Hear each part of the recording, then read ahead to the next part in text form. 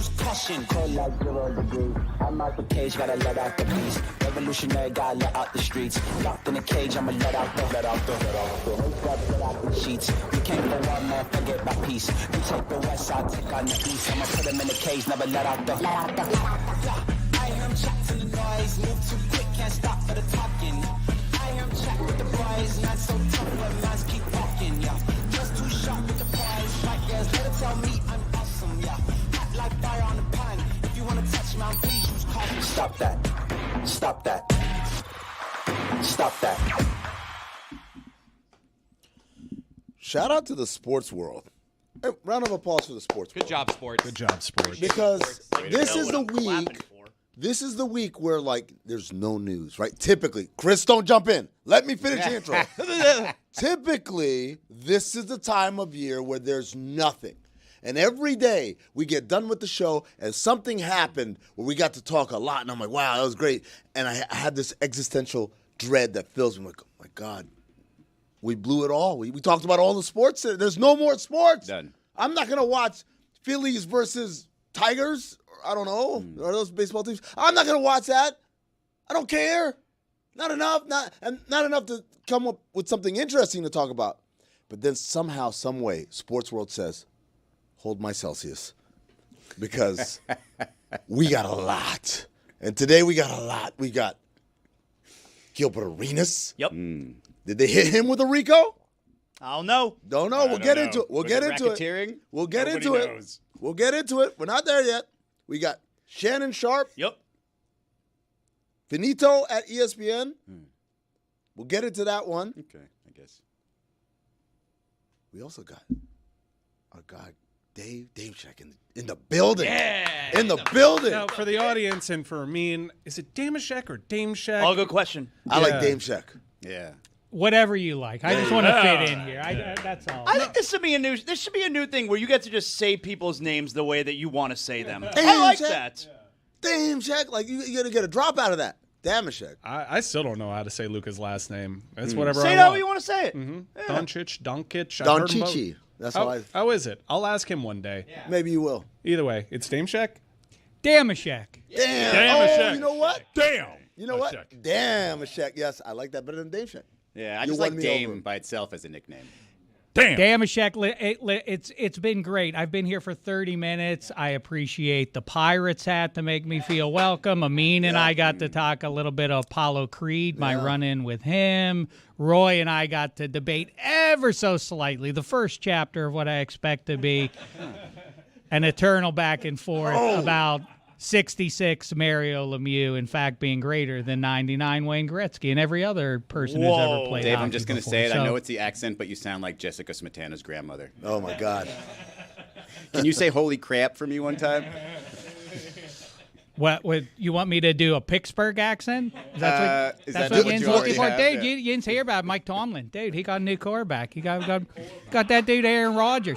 Dude, Aaron Rodgers was in practice yesterday. Dude, he went back there. Dude, he just wung it to the end zone. Touchdown, dude. Wow. That's how everyone talks in Pittsburgh? I feel like I'm on the McAfee show. I can't go there. Come on, dude. Mancy Brothers, you can't go over there for that.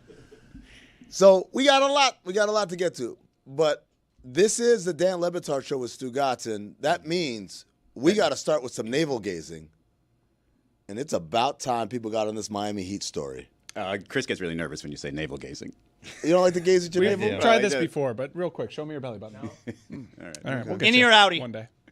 We would never know. It's one of the show's great mysteries. Great mysteries. I'd rather show you anything than my belly button. Wait, that means it's an outie. Great mysteries in show history. Mike's text with his dad, right? And Chris's belly We'll get button. around to both. I'm wearing them down little by little. The gender of Your dad or No. Chris's response there was room for encouragement. The gender of your be children. quite the of Great reveal. Show mystery. So the story came, I broke it Monday morning on the show in the local hour. And for the first 24 hours, it was like nobody gave a shit. And I was like, oh. I kind of like staked my whole life around this. Like everyone's going to be like coming up to me, asking me questions and stuff, and nobody cared. That's what you expected. Like when you were talking about, like you're debating before this show, all right, do I bring this up? Because I'm going to have to answer a lot of questions afterward. People will be reaching out to me. I thought my phone was going to be blowing up all show long and nothing, right? Then yesterday, the aggregators got a hold of it. And this is the weird part. The aggregators, even though there's literally only one person who had the story is millions of dollars of memorabilia was stolen from the Miami Heat and sold on the black market, right? We're talking about game-worn finals stuff, finals jerseys and warm-ups and shorts and stuff like that.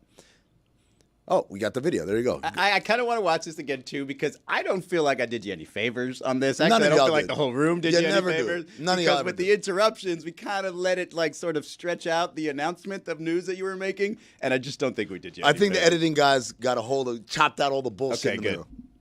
This one concerns memorabilia, authenticated memorabilia, stolen from the Miami Heat. Oh. Really? And sold for many, many, many, many, many millions of dollars. Perhaps one of the largest heists of this kind. So it's definitely Wade and LeBron memorabilia, not Jimmy Butler memorabilia.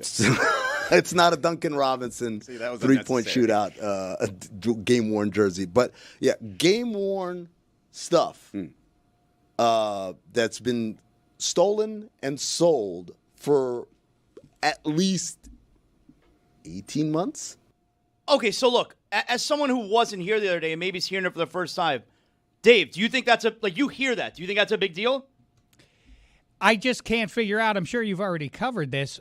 Who's on the receiving end of these items? Where do you display them? Or is it just a rich person thing that you show people sort of like Bruce Wayne? Let me take you back into the secret room.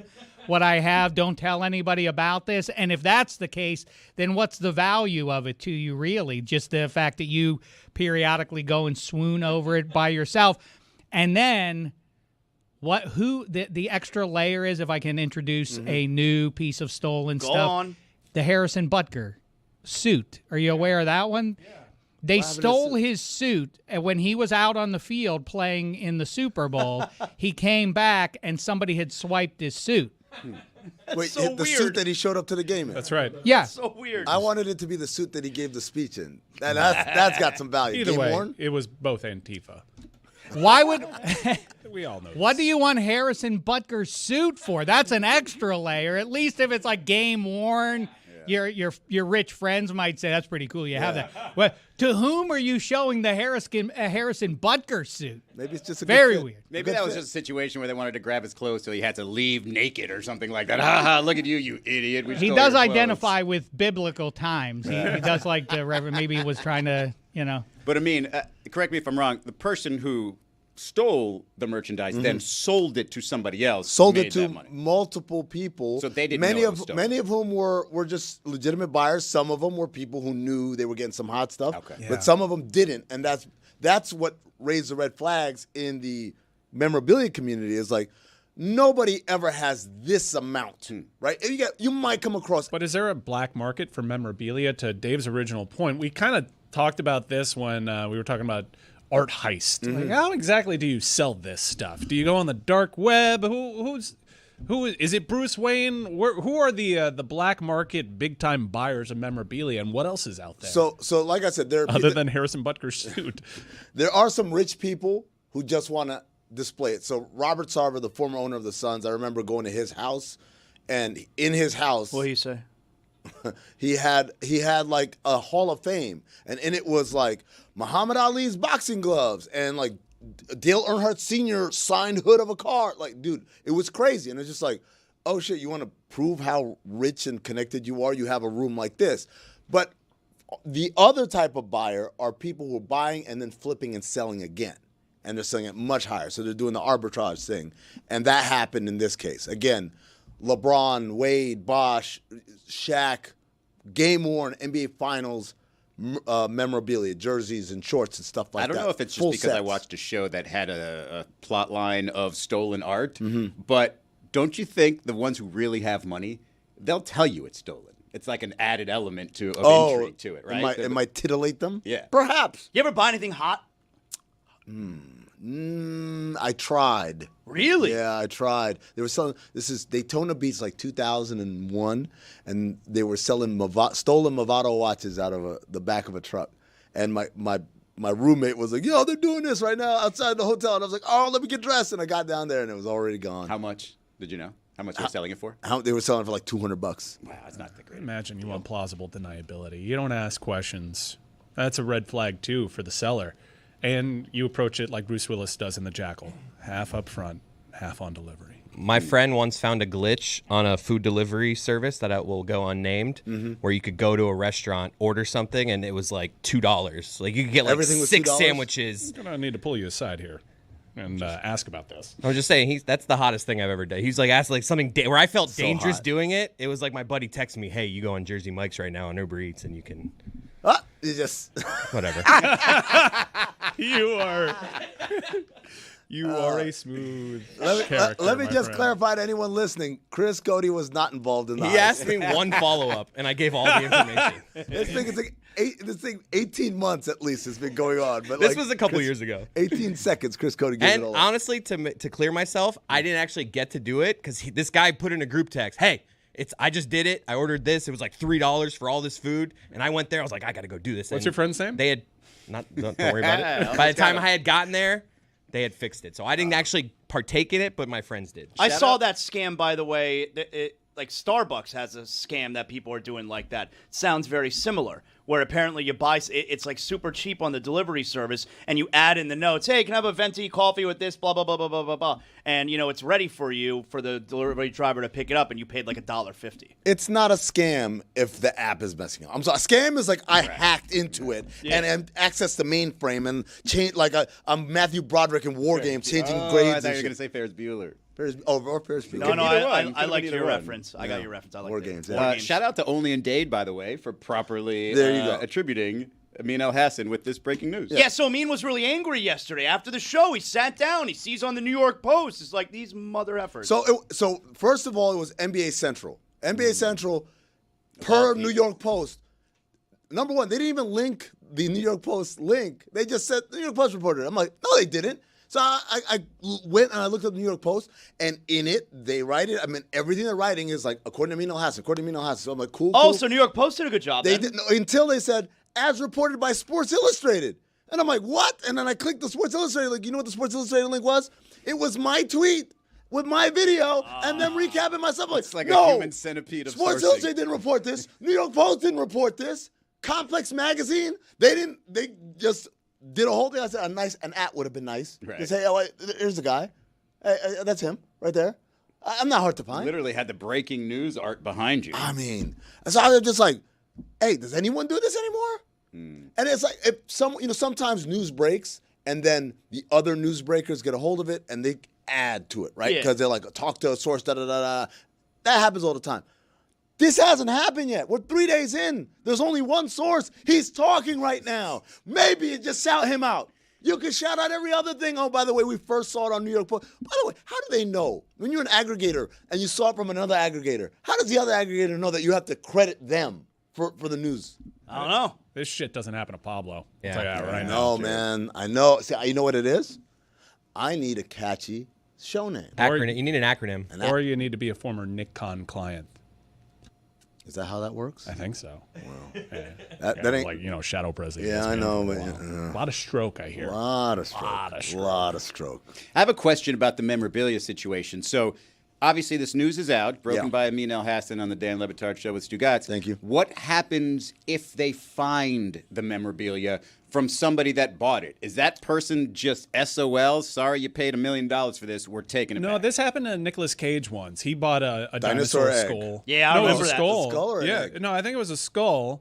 That belonged to It like was an it, organization. was originally stolen T-Rex.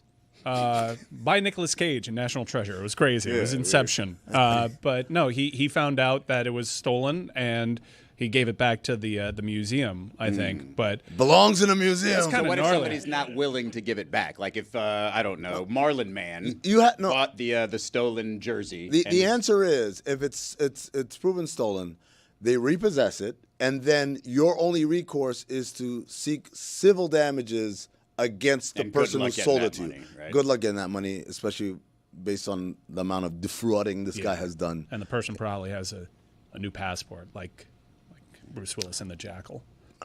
Yeah. Two Jackal references. Yeah, I saw it last night. Such a random movie. Like Jack Black. I've never even Jack seen Black the Jackal. plays the exact same character that he does in Enemy of the State, but there's a great death scene in this one, and the movie is a ripper just up until Richard Gere makes an appearance. And he's on screen for like 10 minutes, and you're like, wait a second, is he doing an accent? And it's supposed to be Irish, but my dude thought it was Scottish. It was just a Are you terrible watching movie. Bruce Willis films because you feel bad for him? No, I wanted to see, me and my friends, we had never seen The Jackal, so we wanted to see The Jackal. So we watched The Jackal. Jackal. Is it Jackal? 7, Jackal. 8, Jackal. 9. See, it wasn't Jackal the first 7 times. Why would it be? No, the Jackal, when you say that, when you talk about that movie, It's a great cast, by the way. you're talking about the cast, you're describing the movie. I Sidney remember Poitier's it. in it. I remember it. I never saw it. And you know what the instant thing inside me is? Please be under 40% on Rotten Tomatoes. Please be under 40% on Rotten, and it's 24%. Ladies and gentlemen, a future cinephobe movie, if I ever saw one. Which one? The Jackal. It's 12. Hair and makeup from 90s movies seems to be so bad, but then I realized this was never meant for remastering. This hair and makeup, because Bruce Willis is obviously in that era where he's wearing a bunch of wigs, and that's his whole thing. And I'm like, why does he look better when he's in disguise than his normal look? But there's also this woman that works for the FBI, and she's got scars on her face, but it looks like a Halloween costume. Yeah. I'm just like, this was, you know what? Leave this standard depth. 480p. Don't do this. 480p this one. Yeah. You know, it's crazy. By the way, Cinephobe, the movie this week is Highlander 2, The Quickening. Oh, that's one of the worst sequels ever. Yeah, man. Is that the one where it's in the future, a dystopian future? I still don't know. Listen to the episode. Is but that yes, dude from Scanners in it? I think he's a bad Sean guy. Connery is Michael there. Ironside. Yeah, and Roy, obviously- you're on trivia night, man, for sure. Michael Ironside, that's right. But yeah, it's woof for a movie. Oh, it's real bad. Great franchise, though. But as you talk about Bruce Willis's hair or lack thereof, we did a movie recently that had Billy Bob Thornton, and I made an observation, which is why does Billy Bob Thornton keep playing roles that have some hair but are losing their hair, but requires him to wear a wig that still has him losing his hair? Why not just be bald like he actually is? Like what? Like what movie are you talking about? Every movie he's in. Every movie. Every movie. Billy Bob Thornton, without fail. All right. I don't know. No? Okay. No, I'm not. I you got to give me Switchblade? the movie. Switchblade? Sling Blade. Sling Blade. You're Yeah, off Sling Blade. trivia. You blew it. You blew it. you had the green light. Roy's dry, though, so you got to go to the right bar for trivia. Yeah, that's true. So yesterday we were talking about athletes who weren't as great as we thought they'd be. We thought they'd be awesome. Oh man. And then it didn't quite work Never out. been more wrong than anything about Michael Beasley. Michael Beasley, that's your one, huh? That's my one. That's always the one. Never been more wrong about anything in sports than I was Michael Beasley. Dave, do you have one of these? Well, close to home, I'm an Indiana University graduate, and I witnessed with my own eyes Calbert Cheaney as smooth a lefty stroke as I had ever seen, and quicker than I thought he was being evaluated by the experts. I thought he was quicker. 2 bounces from 20 feet, and he was at the rim. I thought this was going to translate beautifully to the NBA. I was wrong. You know what, he Dave? was fine, you though. give me a guy from my era, immediately like you a little bit more. And somebody of my age group. Calbert Cheaney? Smooth, No, right?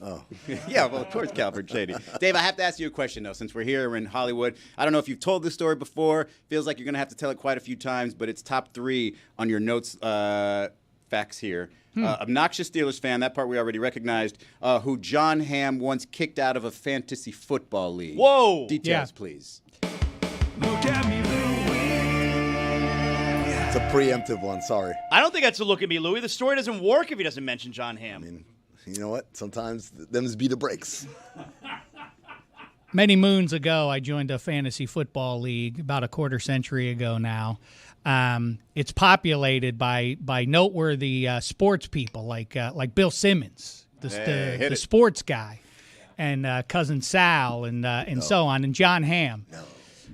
And Cousin Sal, maybe 20 years or so ago, came up with a diabolical plot that, much like Survivor, the champion gets to kick out someone of his choosing, but only at the draft. So it's not like you tell them in spring. So you prepared for the draft? You and go you showed up? all summer long. And then on the eve of the season, so it's too late to join another league.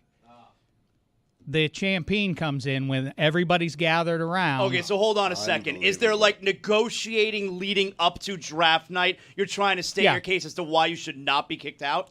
Yes, Simmons' tact has been for about 10 years to announce, like, I hope you kick me out. I don't want to be in the league anyway. It's dumb. I hate fantasy football. I'm closing my eyes and I feel like I'm right there. Everyone was very scared. He's got juice, you know. I got a cameo. His favorite ball player, Bill Simmons, growing up was Fred Lynn, you know, of the Red Sox. So I got Fred Lynn on cameo to kick Simmons out of the league. Nice.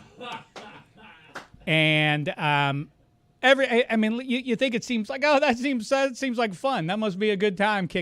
It is humiliating to have to pick up your stuff and walk out of a room. Okay, so everyone's in person. Oh, this is in person. You have to be in person. Oh, no. We wait. Wow. In fact, Hamm got kicked out a number of years ago. He was in the midst of shooting. He was directing an episode of Mad Men, as a matter of fact. And we're like, where are you already, man? You got to get over. We can't start until you get here. He runs in. He delayed. He gets himself Is he still dressed as Don Draper? No, that would make it a little bit sweeter, though.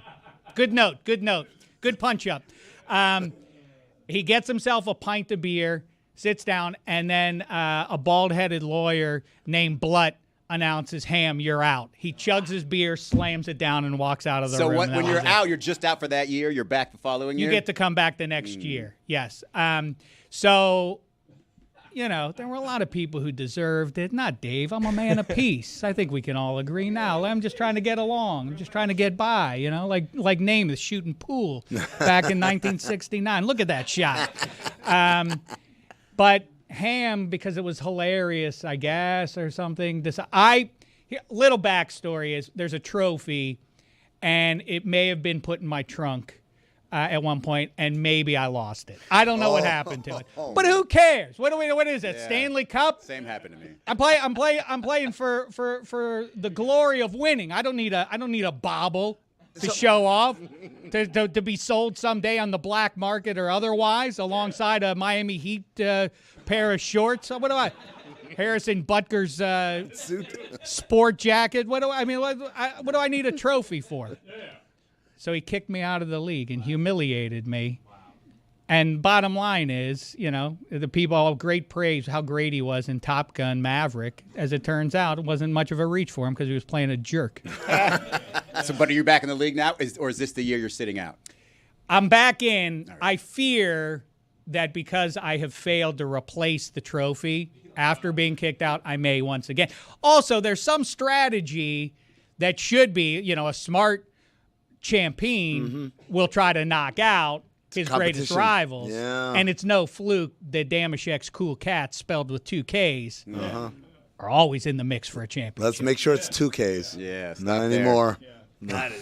That is very careful. Dave, 4 Ks. Is there any pageantry in this? Like, in my mind, if I were in this, I wouldn't just announce it. I would do like a rose ceremony, and I'd be like, yeah. And for that reason, you're safe. Like, I'd give a little speech to every person, and then the last 3, I'd be like, yeah, pomp and the circumstance. Both of them. You can't have pomp without circumstance. No, sir. You can have circumstance without pomp, though. Yes.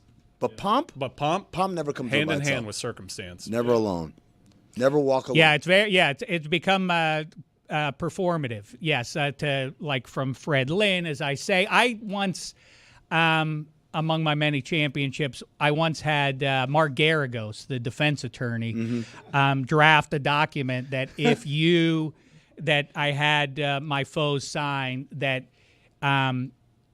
I will, if you sign this and agree not to kick me out for the next 5 years, I will not kick you out tonight. Collusion. Yeah, you have to have that. This is alliances. This undermines the integrity of the league. Yes, it does. What is the worst draft night reaction someone has had to being kicked out? Good question. Our pal the Dutch Mook has a rivalry with Randy. and Randy. Should we know who Randy is? Yeah. You're just saying like his first name. Randy. Like, should we know? Randy Jackson. I mean, I tell you, he's He's just Randy. Randy. Okay, Yeah, all that's it. That's all I think I really should say Gotcha. about Yeah, Randy. In my head, it's Randy the Jackson. Castle. They've gone back and forth a little bit over the years, gonna be the and watchdog. the Dutch Mook announced Randy, and we were on the second floor of a bar, and he was sad. And when Randy got kicked out, so he exited the room. And you know how, like in old sitcoms and movies, the guy would walk into the closet and then he would have to walk back out and be like, "Oh, I'm out of here," and then go out the real door. Like Randy went out the door, not realizing it was the fire escape. He wasn't leaving. He went out to the fire escape. Stupid Randy. But he was too embarrassed to walk back in, so he jumped off the fire escape. Oh, wow. Randy, a bit of an athlete. That was a fixture of sitcoms of the 80s, especially like a very serious, tense moment. It's like, to hell with this. And they walk out. It's like, that wasn't the exit. And we cut tension, go to break. 70s, 80s, a lot of plots involve Stradivarius violins and them going missing. Somebody left a Stradivarius in the back of the cab, and then the whole episode would be Gotta go devoted find to it. tracking it down. Yeah, and then- Stradivarius violins. And turns out it was in the bedroom all along. So Calbert Cheaney was your answer. We had a lot of answers yesterday. We talked about Michael Beasley. We talked about other athletes whose names escape me Way right to now. hang in there on that. I had no idea we started with a Calvert Cheney there. No. Good job. Because I'm going somewhere. I Because did write down the Dutch Mook. that is such a great name. But the way the internet and really the universe works, we talked about this completely without any kind of knowledge of anything else. And then on the pivot, Jameis Winston is on. And Jameis Winston would have been a great answer to this question. Yeah. And here's Jameis Winston talking about why he thinks his career didn't go as far as it should have been. And when I look at like my prayers to just make it, they weren't big enough. They weren't specific. So I tell the kids, I'm like, man, listen, if you want to win a Super Bowl, start praying to win the Super Bowl. Mm-hmm. You don't want to just pray to make it to the league, because the league average is 3 years anyway. Making it then, when I was growing up, it was good enough. But now, it ain't good enough. So what was humble was my aspirations, what I wanted, and I realized it wasn't big enough. There was more, and that's why when I say dream forever, I'm talking about dream beyond what you can even imagine. So the setup there is Channing Crowder, who's Chris Cody's good friend and neighbor, was asking him, hey, what was your humbled by the league moments? Because he's like, for me, I remember being All-American and everything, and then got to the league, and then like, oh shit, everyone's running. Everyone's running hard and fast, right? And Jameis's answer is right there. It's like, oh, it wasn't the league. It wasn't like I was shell-shocked. It was my whole dream was just to make it in the NFL. I had no dreams beyond that. And so he literally did not see himself as anything larger than just a guy who made the NFL. And he feels like that mentality limited him. I would have thought it was the interceptions. I mean, I love that he said that, because I just 100% believe that. And I know it sounds corny with all the influencers saying, oh, manifest into reality or whatever. But what is that really, other than trying for something, right? Like, if I go back to my childhood, once I was in high school, I was like, me reading all this NBA stuff, me reading all these sports writers, me picturing myself doing all this stuff was technically me manifesting that into reality. It's just trying hard, right? You talk about the level you want to get to. And I'm sorry you're going to roll your eyes here, but I have to mention this. The Thompson twins, when they were young, they didn't just say, I want to be in the NBA. They wrote on their board, I want to be the best player. Now, there's some people who say, like Karl Anthony Towns says, I want to be the best to ever do it. Okay, reach high. Maybe you don't get there, but he's still an all-NBA first-team player, so you kind of did that. And so I'm with Jameis here, man. Like, there's a lot of people who just swing for the league, and then when you get there, you realize what it takes to be a champion and how difficult it is, as opposed to doing it from the beginning. Once you get there, hey, that's just a step. I'm trying to get here. It's goal setting, right? That's every activity tell you do goal setting so that you can know when you've achieved what you've achieved and know when to recalibrate to get a new goal, right? Because we hit that level and then we're moving on. And it just, to me, what I liked about that video is an incredible internal locus of control. He didn't blame his coaches. He didn't blame, oh man, if I had gotten the lacy. Not now. He probably did along the way. Sure, but like there are guys right now, old men, who still, hey man, what happened to you? Like, no man, they was hating on me. Like, And he's like, "No, man, I didn't have a vision of myself that for myself, that would have propelled me to be successful the way I should have been." Well, I think part of what you're saying right there, it's interesting to me because part of what you're saying right there is exactly why Jameis Winston is so liked still by everyone in the league, by his teammates, by people around the league. Everyone's got really nice things to say about Jameis Winston. He comes off like a super nice guy and like a great teammate. And it's weird to me because, make no mistake about it, like Jameis Winston was the number 1 overall pick in the 2015 draft. And without question, he was a massive bust, a huge bust. He was the number 1 overall pick. He was awesome in college. Make no mistake about it. Everyone thought he was going to be great.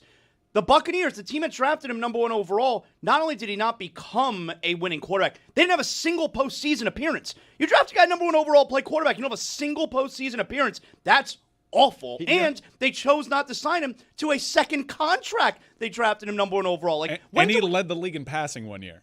Yeah, he had a 5,000-yard season. Also threw 30 interceptions. No. I get it, but it's a rare, rare occurrence where you can do those things because those are that's a hell of an achievement. Like and when to is not there be brought back to make it to a second contract? Right, and not appear in a single playoff game. When else has there ever been a number 1 overall pick? Quarterback, number 1 overall pick, most important pick in your franchise's history then, who is a massive bust, who everyone still really likes. We're talking 10, 11 years in the league. Well, I think some people have issue with him, but he's a great teammate. People have the issue of him off the field, before. It had to be said. Right. No, that's fine. But I think it's him. Give me an example of a number 1 overall pick who turned out to not be a starter and just embraced being a backup and was like a great team guy. Yeah. Wasn't not a everybody. I think David Carr. David Carr had a nice little career as a backup, was well liked by his teammates, had an opportunity to actually flash some stuff in the league, but everyone knew that his offensive line was terrible and it just never. That's a great call, as a matter of fact, and he's a sweetheart, a handsome devil too, for what it's worth. What you're getting at is kind of, I feel like, and I don't know if you saw earlier this week, Tom Brady kind of I wouldn't say he admonished the lack of drive for Scotty Scheffler or trying to have a personal balance. What's that? It's sort of the Whiplash movie, are you all in? And I guess that's, to Izzy's point, that's all the stuff that you hear people talk about, the drive. He wants it so bad. What you're really describing is he wants a win at tiddlywinks. It doesn't matter what you're playing. By the way, we still invoke tiddlywinks when I don't know anybody. Well, I don't think we do. I think you might. Maybe I do. But you're from another era, my friend. You know what? You're right. There has been an adjustment. It hasn't there. We no longer say he wants to win even if it's playing pool or cards. They do that. I've never heard tiddlywinks before. Also, you mentioned Whiplash, which stars J.K. Simmons, who's in the Jackal. What a movie! Oh, the Jackal. What a movie! But isn't that the distinction? Is once you get in there, how motivated are you to still be the best? I mean, all of these guys are in high school. I'm fascinated endlessly by somebody like Derrick Henry. And in fact, I've asked him, did you ever get tackled in high school? And he said, what do you mean? I said, did you ever end the play on the ground instead of in the end zone? And he said, of course. And I said, well, then you underachieved, man. Like 15-year-old me got you to the ground? Where was the effort, man? I played in high school. We played a team that had the sixth man of the Pitt basketball team in the late 80s. Darrell Porter was his name. Mm-hmm. He dropped 40 on us in the first half. Darrell Porter, at best, was a sixth man on a good Pitt basketball team. He had no NBA career. How dominant, then, are the guys? Rob Gronkowski, was every play a touchdown to you? How did anybody ever stop you from doing anything at the high school level? Once you get to the NFL, it is weird that it does seem like the guys who just have the most drive are the ones that are. I mean, Tom Brady proves that more than anybody, right? So the example I think about when you talk about that is Amari Stoudemire. Amari Stoudemire was Rookie of the Year coming straight out of high school. The year before he's Rookie of the Year in the NBA, his senior in high school, I believe they went like 19-14. And I was like, how do you have Amari Stoudemire and you're like barely above 500? What were you doing, coach? And the answer is not a whole lot of coaching. Yeah. I was confused by Ben Simmons at LSU. Oh, yeah? You're the number 1 pick. But that turned out to be prescient. Right. There are also guys that just weren't that good in high school. Aaron Rodgers was on a middling high school football team, struggled to get the job, had to go to a junior college, and then became one of the greatest quarterbacks ever. Rutgers this year. Ace Bailey and Dylan Harper. And what was their record? Yeah, like that. They were. I think they were 500. Yeah, and that worries me, by the way, about Ace Bailey and Dylan Harper. I know everyone loves Dylan Harper, but that worries me. Is it I love Ace Bailey. Is it one person's fault? Are we gonna say it was basically? It's gonna be a referendum, right? The guy who has the better career, the other guy, it was your fault. Yeah. That sucks, man. One of them's going to end up Markelle Fultz, and the other one will end up, it was pretty good. But it's like all those, like Markelle Fultz and Ben Simmons, like you were the one guy. So if it didn't work out, it was your fault. These guys, man, it's like there was 2 of you. There were 2 of you. I mean, heck, how didn't Shaq's LSU team win the NCAA tournament, right? Yeah. Because Dale Brown couldn't coach. That was one name that was on my list of guys who I assumed were going to get to the NBA and dominate. Stanley Roberts. Oh, yes, man. yes. Stanley Roberts and Shaq. Shaq Fu, and if I'm not mistaken, at one point Chris Jackson, Jackson. the former Chris Jackson, all 3 of those guys were at LSU under Dale Brown at one point. I mean, I think 10 years from now we're going to look back. I mean, somebody who's a 5-year-old right now is going to say, how many national titles did Iowa State win with Brock Purdy and Breece Hall? I mean, they must have dominated college football. Oh man, I love thinking to the future and thinking what kids are going to. I love thinking to the past. First a Calvert Chaney reference, and now this. Like this 80s, 90s talk I'm loving it. What is this, McDonald's commercial over here? Yeah. Ba-da-ba-ba-ba. Pusha T wrote that.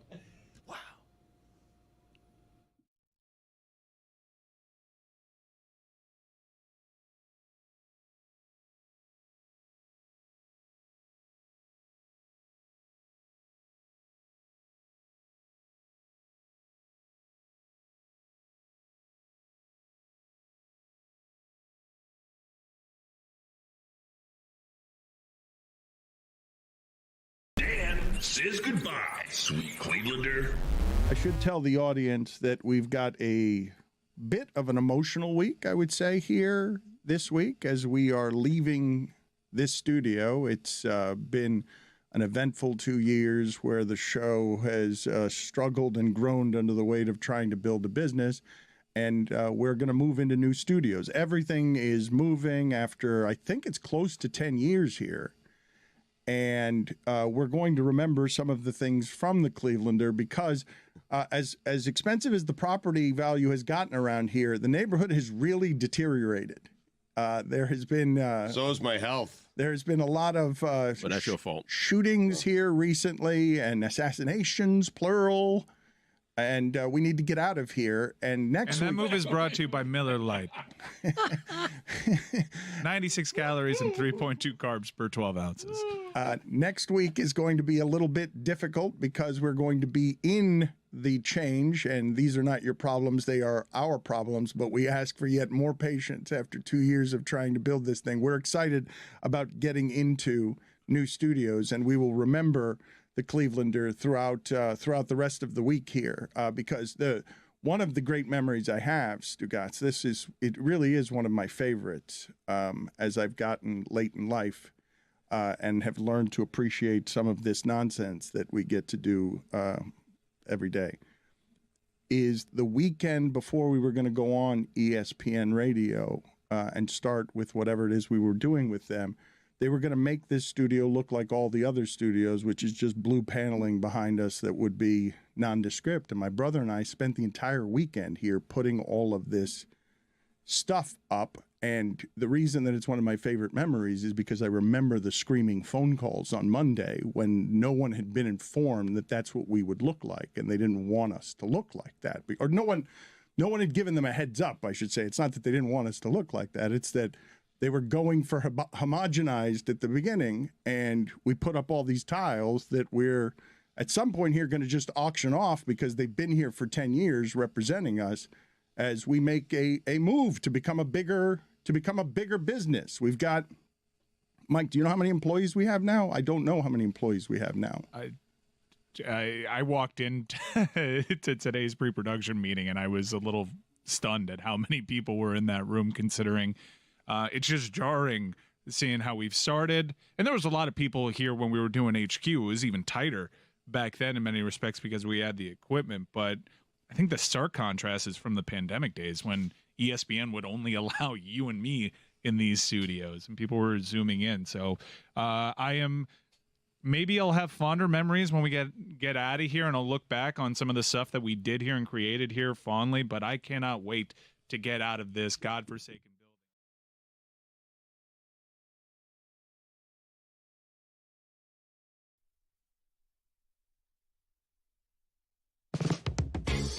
This is Juju. He's got a new show. Welcome back. The Alley Oop has returned. How many damn jerseys do you have? It's about basketball, hoops, and hoopers. I'm trying to get us away from calling him the Joker because the other nickname on his page is Big Honey. And I just think Big Honey is a way better nickname. Don Staley and them girls back at it again. And she gonna pull up Prada down, Chanel, Gucci, Louis. It don't even matter. Them Auburn Tigers, bro. Them boys 35 years old each player.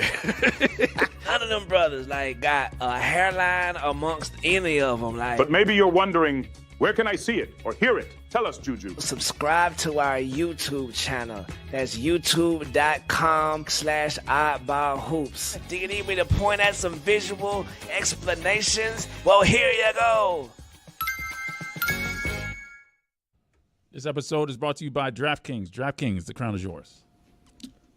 So as I teased earlier, a lot of news stories from the world of sports. Gilbert Arenas arrested in connection to an underground poker game.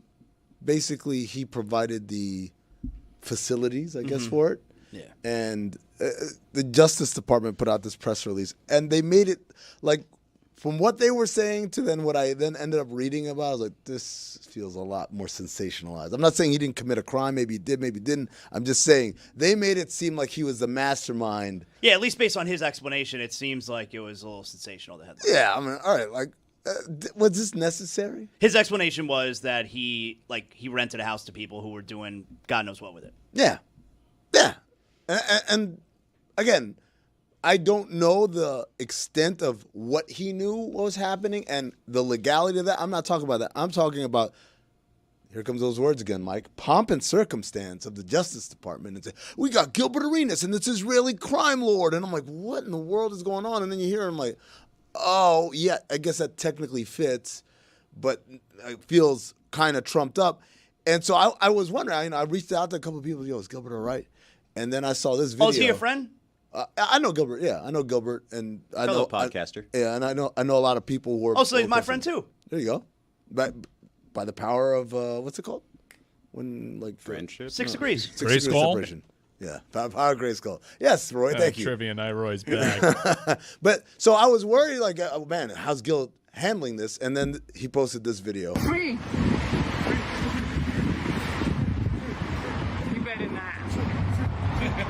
Can't hold me, baby. You can't hold me. Hello.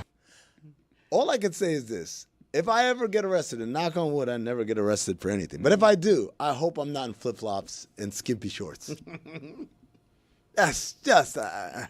I mean, that's of course how he had to come out of jail. That's Gilbert Arenas. And plus, you look cooler when it feels like, it's been in jail. Who cares? Look at me.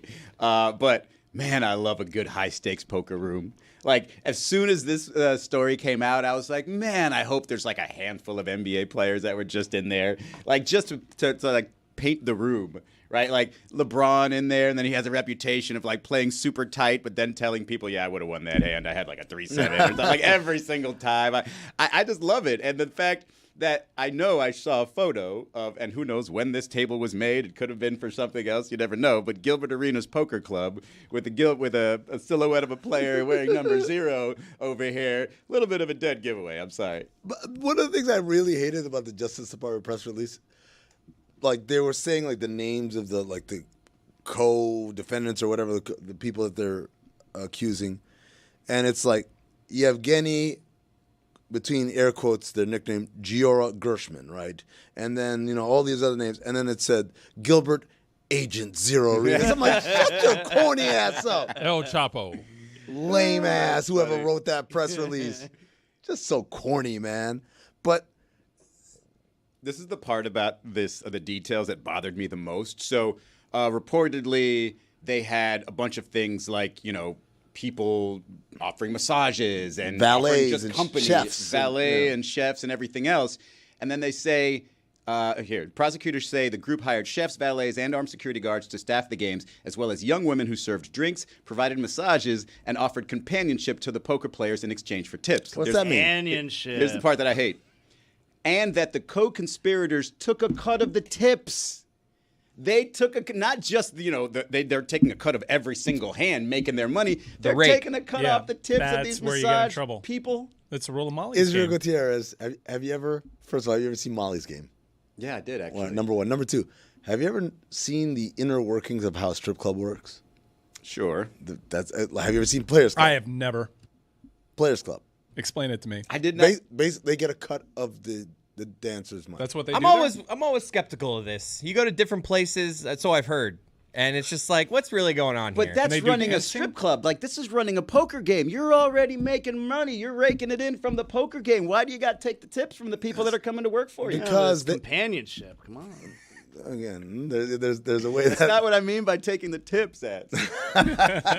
But Izzy, like the idea here is, again, for the employees, this is way more income that they'd be making at any other kind of service job. So, like, yes, you're happy to pay that percentage in the same way that I'm happy to pay a percentage to my agent because he negotiates better for me than I do I don't for think myself. I'd be happy to give away any of that, buddy. I mean, I would do the numbers and be like, you guys are getting plenty. Give me all of my tips. Plenty is relative. So it feels like he's not. I mean, look, we're on the outside looking at headlines and looking at videos. It feels like it's probably not going to amount to a huge thing for him.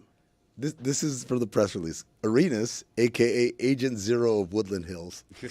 Like, are you out of your mind?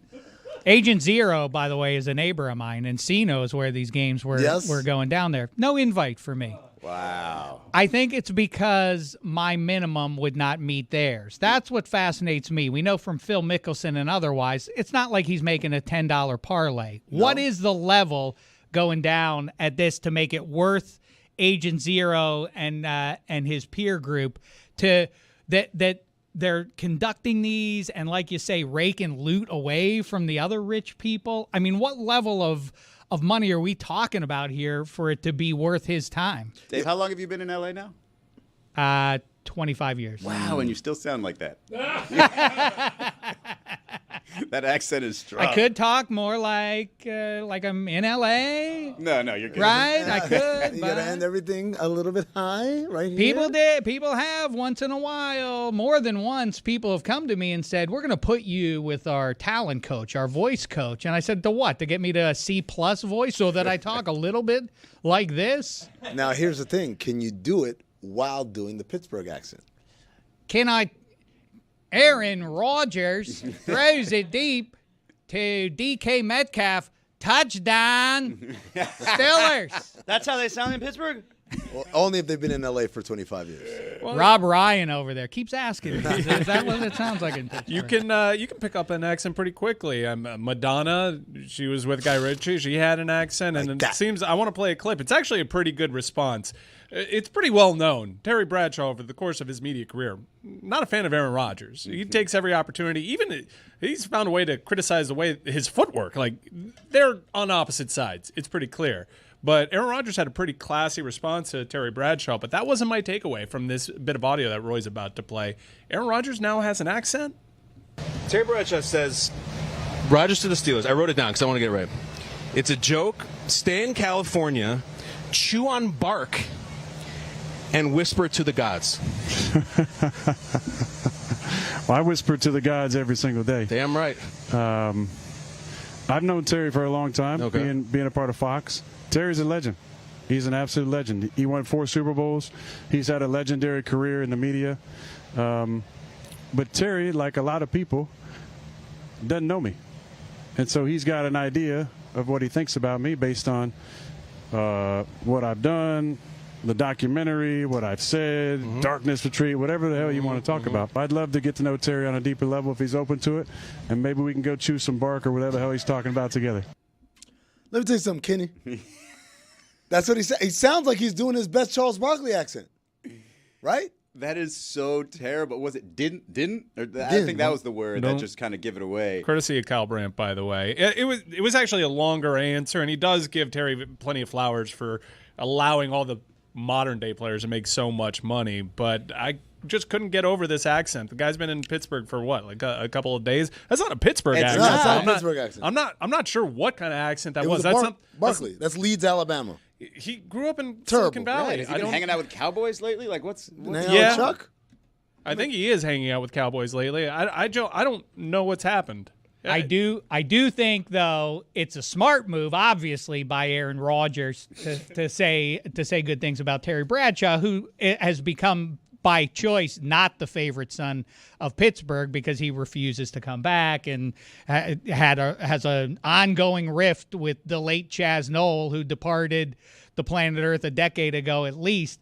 All the two things that are vaguely disingenuous to me. One, it's known that he wanted to be on the Minnesota Vikings. So now that he is singing songs about how special it is to be a Pittsburgh Steeler is a little hard to accept.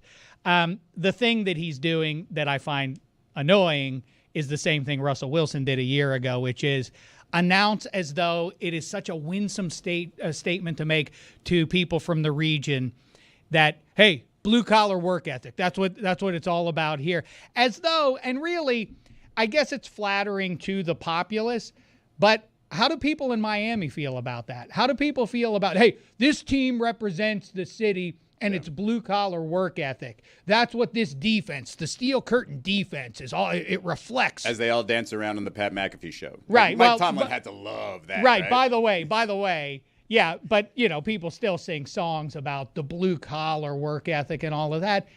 Would people in Miami not enjoy a good defense? I mean, they don't have a blue-collar work ethic. We want our team to be soft like us. If we were a Steel town, the Florida Panthers would have that blue-collar work ethic that is so synonymous with Sunrise. It doesn't. We don't get those. I feel like a team that represented Miami would be a team that wins a lot of games in the fourth quarter. Like they show up late, and then they make a massive comeback, and then they act like they had it all along. Can I just add, Aaron Rodgers, he does take the high road there, and for the most part, what he is saying there is like very positive about Terry Bradshaw. But first of all, when you say he doesn't know who I am, he only thinks he knows who I am based on the things that I've done. That's how you find out who someone is, by the things that they do. Even the documentary. Didn't he have say in this documentary? Didn't he say that's what I want to project out there? Wouldn't you think it was him projecting himself? He poo-pooed the documentary, which he was all over because he's like, this is how I finally get to reveal the real me. There's still ambiguity around it. Like, that's bad production, brother. You know what that sounds like? It sounds like a guy who once said I was misquoted in my own autobiography. Charles Barkley, man. I'm telling you, the dude's hanging out with the Chuckster. If he starts talking about old fashions, They were in Tahoe. Know. They were in Tahoe. There you go. He was fresh from Tahoe, There hanging you out go. with Charles Come on, Barkley. man. It rubbed off. It's like you go to a Red Sox game and you start A talking like a meme Boston person. doing Mike's Aaron Rodgers sounds like Obama. Everything sounds like Obama. Maybe if you listen close enough. Does Rodgers sound like Obama? Okay, well, hold on. Let me do this. This is Barack Obama as someone from Pittsburgh. Jens? That's all I got. It's quite limited, but that's very limited. Sasha, Shell, Obama. Malia. Yep. Steelers. Penguins. Yeah. You're just naming teams. Crosby. Okay. Oh, that's right. Said the kid. Oh, we can. I'd rather than the 99-66 debate. Yellow You're Bridges. familiar with Roy Bellamy's utter disdain for Sidney Crosby. Yeah, we got into that just a little bit. You guys, wait, was there? Oh, yeah. You know what, man? I didn't even do the math. Not just a Steelers fan, but also a Penguins fan. That's right. Roy's sworn enemy, Sid the Kid. He got there. Yeah, see? Before the show, they already did. Roy did dirty player, and then he was like, "Nah, he has a backbone." When people go after him, he can stand up for himself. That's where we left it. Unlike Mike Madonna. I just like the revelation from Amin where he's just realizing that someone from a city may like all the teams from that city. It took me a while. The last horse crossed the finish line. Wait, Dave, you like the Steelers, the Penguins, and the Pirates? Don't push it. Who's your NBA I have team, dignity. Yeah, who's your basketball team? You a Clippers guy? The fish that saved Pittsburgh. That's Favorite right. movie, The right? Pittsburgh Pisces, There of you go, course. yeah. Of course, I know. I remember they opened up the igloo and then came the balloon with the whole team in there. Yeah, of course. And favorite movie? Sudden Death. Oh, yeah. What a movie. Wow. Yeah. What a movie. That is a film. That's a can of worms in my book. For He's the some goalie. reason, Hollywood has a beef with Pittsburgh sports teams, and it goes way back. Sudden Death. The movie is, the terrorists come in on the Goodyear blimp into Super Bowl 10. Who's playing in that game? The Pittsburgh Steelers are playing in it. Sudden Death was Game 7. I'm not Sudden Death. I'm sorry. Yeah. What was the name of the 1976 terrorist attack movie? Heaven Can Wait. Roy? No. Well, Heaven Can Wait. That was Warren Beatty's. I know. Heaven Can Wait. Warren Beatty is a millionaire who buys the Rams so he can install himself as the starting quarterback. It foretells what Tom Brady tried to do with the Miami Dolphins just a few years ago. It's the exact same story. Wow. Basically. See, I'm telling you, there's a movie for everything. Okay, let's play this. Longest Yard. But also, so Warren Beatty goes to the Super Bowl, Tom Pendleton and all of that, and who do they vanquish in overtime of that Super Bowl? The Pittsburgh Steelers. Wow. Sudden death, terrorist attack on the Pittsburgh Penguins. Black Sunday. Black Sunday is the movie I was talking about. Robert Shaw, Bruce Dern. Robert Shaw. That's right, Robert Shaw. From Jaws. That's exactly right. And in Gotham, but it looks very similar to Pittsburgh. That was the Steelers. Hines Ward runs back a kickoff return, and behind him, the stadium is destroyed. What goes on, Hollywood? Roethlisberger's on the sideline. Roethlisberger was on the team. That's right. So was Pouncey, I believe. Let me clarify some things. Number one, sudden death. You're in Game 7 of the Stanley Cup, and you're hosting. The seventh game of the Stanley Cup. Excuse me, the seventh game of the Stanley Cup Finals, and you're hosting. That's a compliment, right? Number one. Number two. It was finals back then. It was back then, 1995. Yeah. Corrected. Yep. Trivia night right here. Number two. Black Sunday, right? Super Bowl. You're in the Super Bowl. Number three, Dark Knight Rises. Hines Ward, the stadium blew up behind him. What was in front of him? Nothing. He was in the end zone. It's all compliments to Pittsburgh Glass sports. half full of me. You turned me around on this. Thank you. Glass half full. I've had a chip on my shoulder for too long, and you just knocked it off. Thank all you along, kindly. they were patting you guys on the back. You know who else has a chip on his shoulder, and I'd like him to replace it with a note of thanks? Is Roy. Oh. Because there might not be an NHL without Sidney Crosby. Oh, get out of here! What are you talking? I don't know if you know what happened, but they held out and they didn't go on strike. What did they do? Lockout. They locked themselves out. Whatever they did. Without 87, the sport does not return at least on the level that it has. I disagree. Is that Sydney's number? What do you mean? 87, yeah. I mean, maybe you just don't know him. Like Terry Bradshaw doesn't know Aaron Rodgers. You just need to get to know. Maybe the you're real only Sidney basing Crosby. your thoughts on Sidney Crosby based on what he does. Yeah. There's still a guy named stupid way to do that. The note she calls Dave obnoxious, and I was like, I think he's pretty pleasant. And now in this last maybe 5 That or was 7 on the minutes, research that he's obnoxious? He's obnoxious Pittsburgh fan. Catch Football America starting August 7th right here on Meadowlark. Oh, football. How do you pronounce it? Because there's an exclamation point. Is it Football America, or is that just the note taker? We got to get an Aaron Rodgers pronunciation of it. I haven't mastered it quite yet. Can we get a means version of Mike's Aaron Rodgers? Hold on. Football America. Now, Mitch McConnell doesn't want that. Mitch McConnell wants football to be somewhere else. Wants soccer America. Wants baseball America, not football America. So folks across the aisle. We stumbled upon your listening audience being called Football Americans. We got the Hall of Fame game starting today, which is, it's a terrible thing. Terrible thing. Where are you on the Hall of Fame game? I'm on the record. I hate to be a curmudgeon about it, but it's exciting for football to come back, and it's no wonder that we all are excited to see it, and then you see the uniforms out there. But preseason football games are Civil War reenactments. They only look real. They say, there's the uniform. Those are the guys. Like, wait a minute. Who are these people wearing those uniforms? It's kind of like watching a movie. It's unsatisfying. Hey, wait, Civil War reenactment. Look, here we are. We're at Gettysburg. Look at that. They're the Confederates. Wait a minute. That general's drinking a Mountain Dew. This stinks. Wait, which team is fighting for what now? We got a bad color clash today.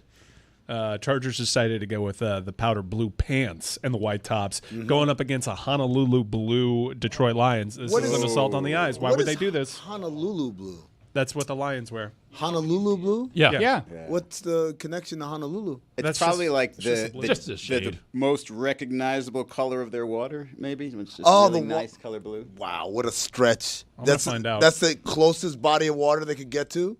Honolulu? Also, lions are not blue, by the way. What? Lions are not blue. Lions are not blue at all. Why are they blue? Bears aren't navy and orange. They're kind of orange. A little. Yeah, a little bit orange. A little bit of orange. It's the shade of the Pacific Ocean. Colors of Chargers. What does the Pacific Ocean have to do with? That's just what They really should have named it after Lake Michigan or blue. Lake Superior or one of those, right? It was named after the shade of the Pacific Ocean seen during a trip to Hawaii by the team's original owner, George A. Richards. There you go. All the old reasonings for names, it's always something I've got dumb. him like with like a bat, like a pipe, and he's just like, this water's blue here. I got him like the dude Honolulu blue, they say. from Jurassic Park. Welcome to Honolulu. Dun, dun, dun, dun, na, na, na, na, na, na. Look at that blue. Zaz. Yeah. Have a good drive into the work today? Okay, so I need some help here. Terrible transition. Dude, hey man, I'm doing the best I can. I think you're doing What am I supposed to do? Doing just fine. Dusty Rhodes Just Building fine. you up. You're doing great, man. I need some help here. All right. So do I come from, northwest of here, all right? And so my route to get here, I take the turnpike and then I eventually have to merge onto 95 South. Now there's a lot of construction where I have to merge. Everywhere. Just Well, everywhere. yeah, there's a lot of construction where I have to merge. So what winds up happening is I have to merge into a lane to get onto 95 South, but it's not a merge lane. It's a regular lane, but I end up having to merge because by the time I get to that interchange, if I'm explaining this properly, that lane to get on 95 South is already way backed up. So you essentially... You're not skipping the line. You literally get there, and you're already in the middle of the line. What do I do? Yeah, I have no choice. So again, it's not a merge lane, all right? But we got to use some common sense, and people should really be courteous and let you in, as opposed to you having to cut people off. So here's my question. I do this every morning, and this morning in particular, I ended up having to essentially cut someone off because they weren't letting me in. They were doing that thing where they were just staying as close as possible. Oh, yeah, to the yeah. Greg Cody move. But here's the thing. They don't scare me because my car's bigger than their car. I'm coming. Dude, once you got the front headlight in front of them, you've got the Like, position. I'm in an SUV. You're in a sedan. Here I come. You're going to stop, and you're going to let me in. And, of course, that's exactly what ended up happening. You can't be scared, Roy. Well, it depends on where you try to get in, all right? Like, did you go in, like, that triangle area where you can't pass? No. Like, I'm trying to get in. Eventually, it gets to a point of no return where it's like, all right, this is happening. I have to get in now. It's not like you can just put the car in park and wait till somebody lets you in. You got to keep creeping up. And Right. if you're into the front, you're into the front. So I get in. Now, normally, in that spot, what's the courteous move? Thank you. You give the little hand. You put the hand up real quick. Maybe you wave it for a second, and that's it. You give a quick thank you. But do you put your hand out of the window, or do you trust? No. it to I see put it in the glass? middle, right by my rear view mirror. They can see. They could see. I'm not putting my hand out the window. That's all a right? nice move. It's a little extra. If I saw a hand out the window, I'd be like, that's doing too much. Yeah, it's too much, all right? I'm not that thankful for it, okay? I was coming no matter what. But anyway, I'm putting my hand up. I want to give a thank you. But on a day like today, where they weren't letting me in, I had to force my way in, I didn't give the thank you wave. That's when one finger goes up. So, am I supposed to give the thank you wave when I cut them off? They forced me to cut them off? Jonathan, let me show you how to do this. First of all, is it bumper to bumper, like we're stopped? Yeah. For the most Yes. part? That's when you roll down the window and you lean out and you say, thank you. I go over the top nice when I know, man, you try to get me back. Because they did put this entire effort into looking like an asshole. Like, he's not going to get past me. If you do it anyway and give him a thank you, they're like, he didn't even notice what I was doing. No. He just went in anyway. It's not even that. It's worse than that. It's they're angry and they're like, oh, no. And then you beat them and they know they've lost. And it's the Mike Tyson kiss you after I beat you thing. It's like, okay, you can whoop my ass. Yeah. You're not going to also be magnanimous and gracious. And you got to look in the rear view to make sure, see how mad they are. It's like if they're steaming, you're like, all right. Izzy, sometimes I blow kisses. I blow kisses. Oh, thank you. I always, if someone's mad at me, you just smile. Oh, it's so just good. like you're enjoying it. That's the correct move. Yeah. That's right. It that amps up their anger. As far as that goes, I was once in the Dark Knight and all of that, where Joker goes down lower whacker in Chicago. I was once merging it in Rush Hour, and I worked my way in. Wait, that movie wasn't really filmed in Gotham? We'll talk about it later. I'll explain it to you a little bit. But so I merged in, and the guy behind me was laying on the horn, but it was just one car in, then you go, the next car in. This guy didn't like that. It's the same guy who violates getting off the airplane rules. Got to brake check that guy. We used to live in a society. That's exactly right. These terrible people. So this guy didn't like it. He's laying on the horn, and I'm doing my usual bit of waving at him and laughing and all of that. And I look in my rear view mirror one last time to see what he's doing, and I realize his car door is open, and he ain't in his car anymore. And so I go to lock my car door, and before I can, my car door is open. No, this is a real story? This is a true story. Tell me what you think about this as a man. What should I have done? I'm scared. He opens the car door. What's he look like? And I'll be honest with you. This is 20 years ago at least, so I don't really remember. He's younger than I was at the time. Young guy. Generally, no, it's fine. I like this. Threatening? We don't have to play this game. No, not terribly threatening, but everybody is threatening to me. Now, all you did was wave and smile? All I did was, I was being a jerk. I was getting his goat a little bit. You're not getting a color, all right? I know what you want to mean. You're not getting a color. He opens the door. And does a spit thing at me, but air. He spits air. Oh, so like Iron Sheik? Act. Yeah, like, right. He gave you a patooey? And I felt the air, but I realized it wasn't. He didn't actually Still spit on me. disrespectful. If I feel your and then air, he walks away. He opened his door. Am I supposed to get out of the car and throw hands with this character now? Well, I think what happened is he intended to spit on you. He just choked. He didn't have enough saliva. He was like, "Tuh," and then just walked away. And I would have just pointed and laughed even more. Actually. We're already at throwing hands territory when he opens your car door. I agree, but if you're tough. If you're not tough, you whip your phone out. I'm recording you. You guys have, well, this was before cell phone. Got it all on record. You guys all have at least one eyeball, and you can see that anybody who I get out to throw hands with, how this ends for Dave. Dave winds up unconscious on the ground. I'm with you, Dave. I don't want that. I'm not a great. Really be honking Dave, at you. I can Fight give dirty, you, man. I can give you a solution, but it escalates the situation. And if it escalates beyond that, you're screwed. But I don't think it would escalate beyond that, right? This is what you do. The door opens, you immediately lean over and start fiddling with your glove compartment. There's like a 98% chance they're like, oh shit, no, I didn't But mean if it. you have nowhere to go, you're stuck in traffic. This is 4 seconds, though, I'm talking I about. know, This was not, if you have time door opens, I feel the door open. Means right. Oh. Yup. Like, do this, because anyone who's opening that door and sees you leaning for that, they're like, oh my God, they're running away. Sure. Unless the 2% They go back to their car and get their gun. No, not go back to their car. They have it on them. Oh, yep, bad idea. I mean, you went from good idea to very bad idea. I'm saying that's the downside. It's a high risk, high reward play. Yeah. It's a high risk, high reward play. At that point, someone might have to get shot. That's not a great plan that you just Right, laid out. and then the police, when they're my death as I'm sitting there and they're doing the chalk outline inside the driver's seat of my car. What was he going for there? He had a gun, officer. He was getting his registration. No, it was Spree.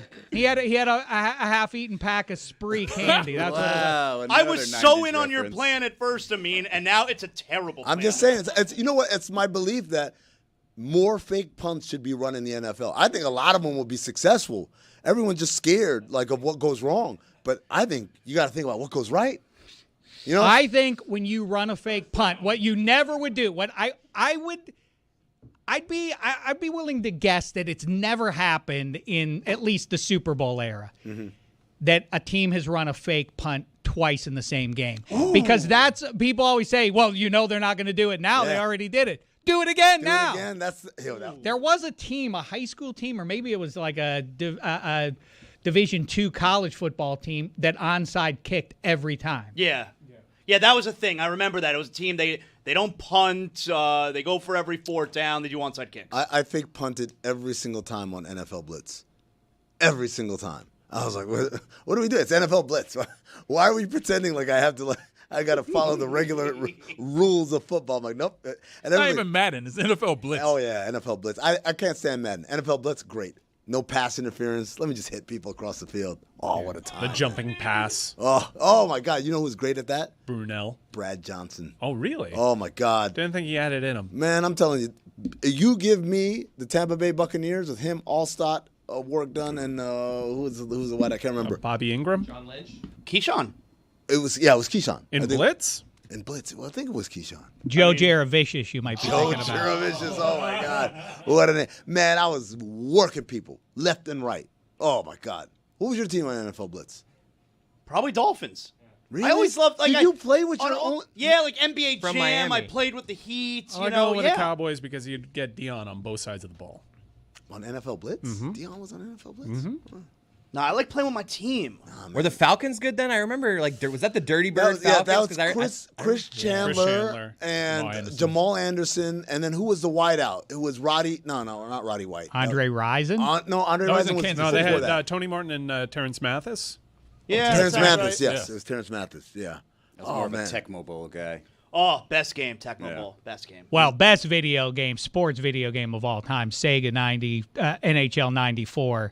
And if I had in fact, my pals forbade me from at some point.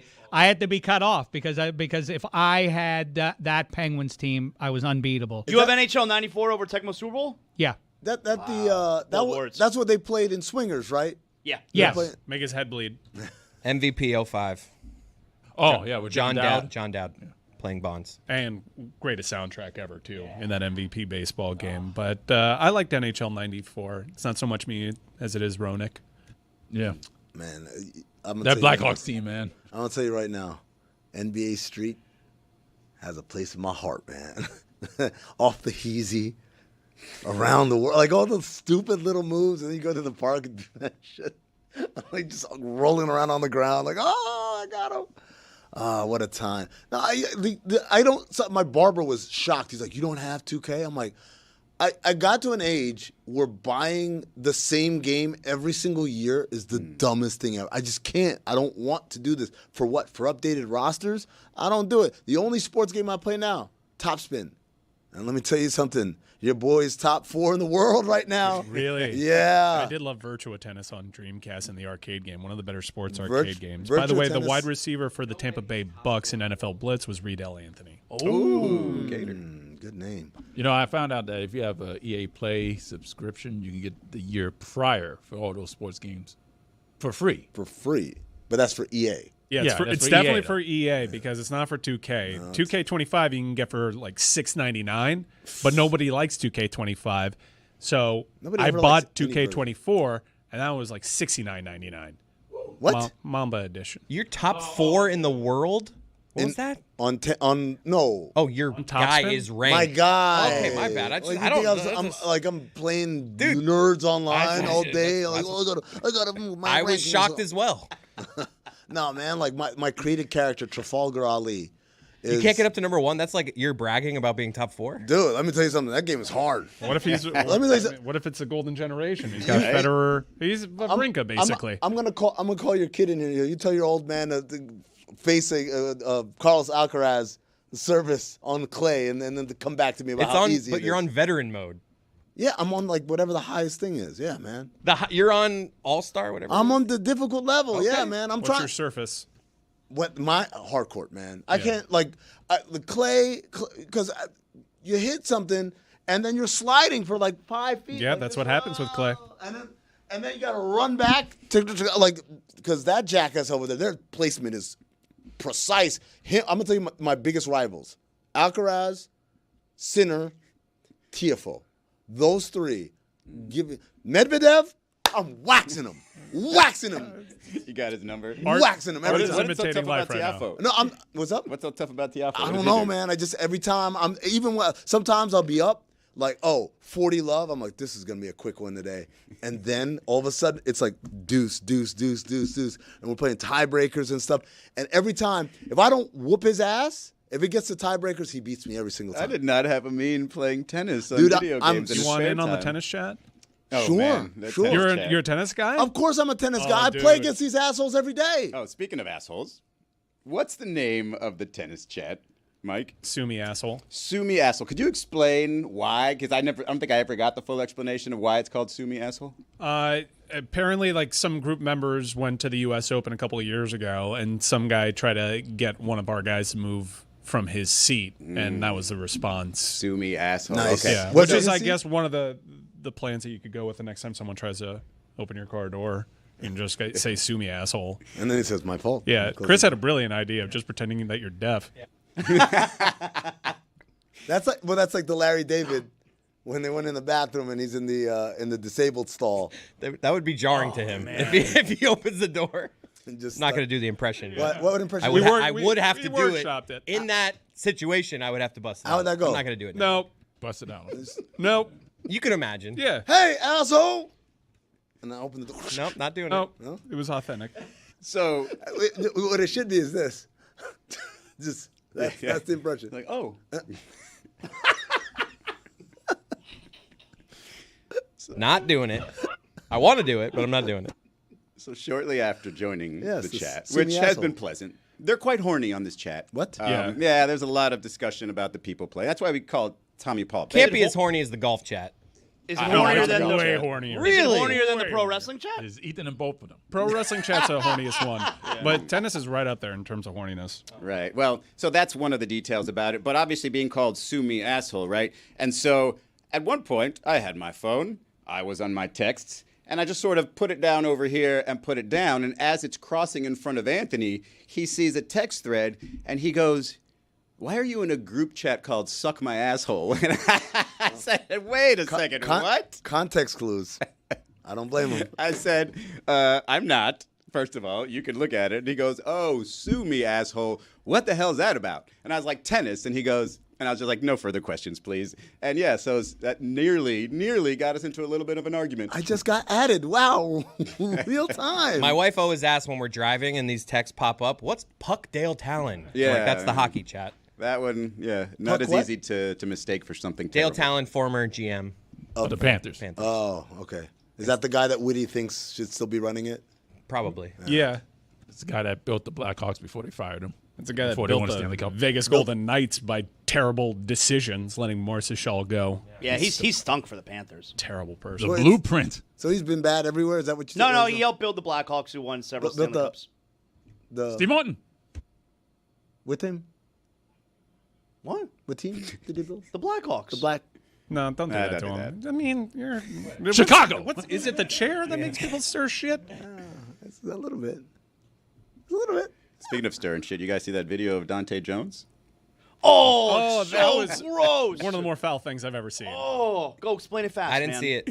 Oh, man. He was in an elevator bank in a hotel hallway. He goes back inside Oh, no, the I shorts, didn't know his name. I've seen this. digs Yeah, in yeah. there, sniffs, and then swipes on the wall. What the hell is that? Like, what kind of behavior is How that? could you It's be art. How can you keep working in the NBA after that? I mean, is he? Yeah, I he's don't- assistant coach. Oh, okay. Didn't even know that. All I know is next time I see him, daps are like this, all fist bumps. I thought you were going to say something about him being a dookie. It was weird when he picked up your fists next time I see him.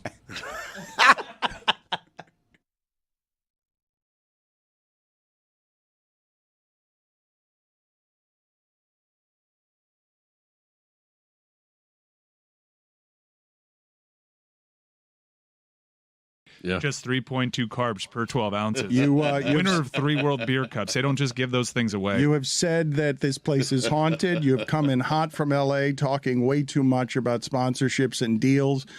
We are moving. This is a growing business, and part that you left out was the answer to my question: how many employees do we have? Not. I don't know. A lot. Yeah, I don't know. Because there's a difference between full-time employees and part-time employees. But in terms of like people that are here, it seems like 87. It's not here, but it's not just here, but it's a lot of people. It's much, much more than what's on air as we try to get up a video. You would think the show would be a lot better. You really would.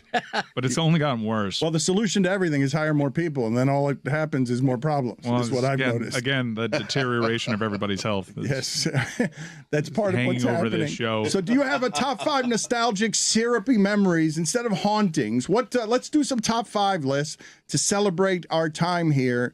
8 to 10 years, so Stugotz can be nostalgic, so that Roy can be nostalgic. It's been 8 to 10 years for everybody else. It's been 20 to 30 for Stu. Yeah, it has. It all really in has. space, by the way. Yep. Billy can get emotional here. Teach the I young don't want to ones. leave. What? I revealed so that not today true. in the Liar. garage. Billy said that to me. Yeah, I was having a heater in the garage. He was talking to Cougs upstairs in the garage. I was walking down. Who's Cougs? Cougs. Oh, you know. Do you not want Come on, to? Do you not want to? I am more worried about them finding a body underneath your desk than I am in Mel Reese. I have a plastic container. I have to take all this stuff today, I was told. So That's why you don't want to leave, because you got to clean up. I like it here. I mean, downtown floods. I don't know if we're supposed to say we're going to downtown, but it floods there, and anytime it rains, I'm gonna have to get a boat or a kayak to get from my car. Is it Judd Apatow sock puppet still over there? No, I think one of the dancers took that. To be clear, we have a day and a time of great hope, and you're already fearing change. You're It's already not fear, as I'm comfortable here. This place is fine to me.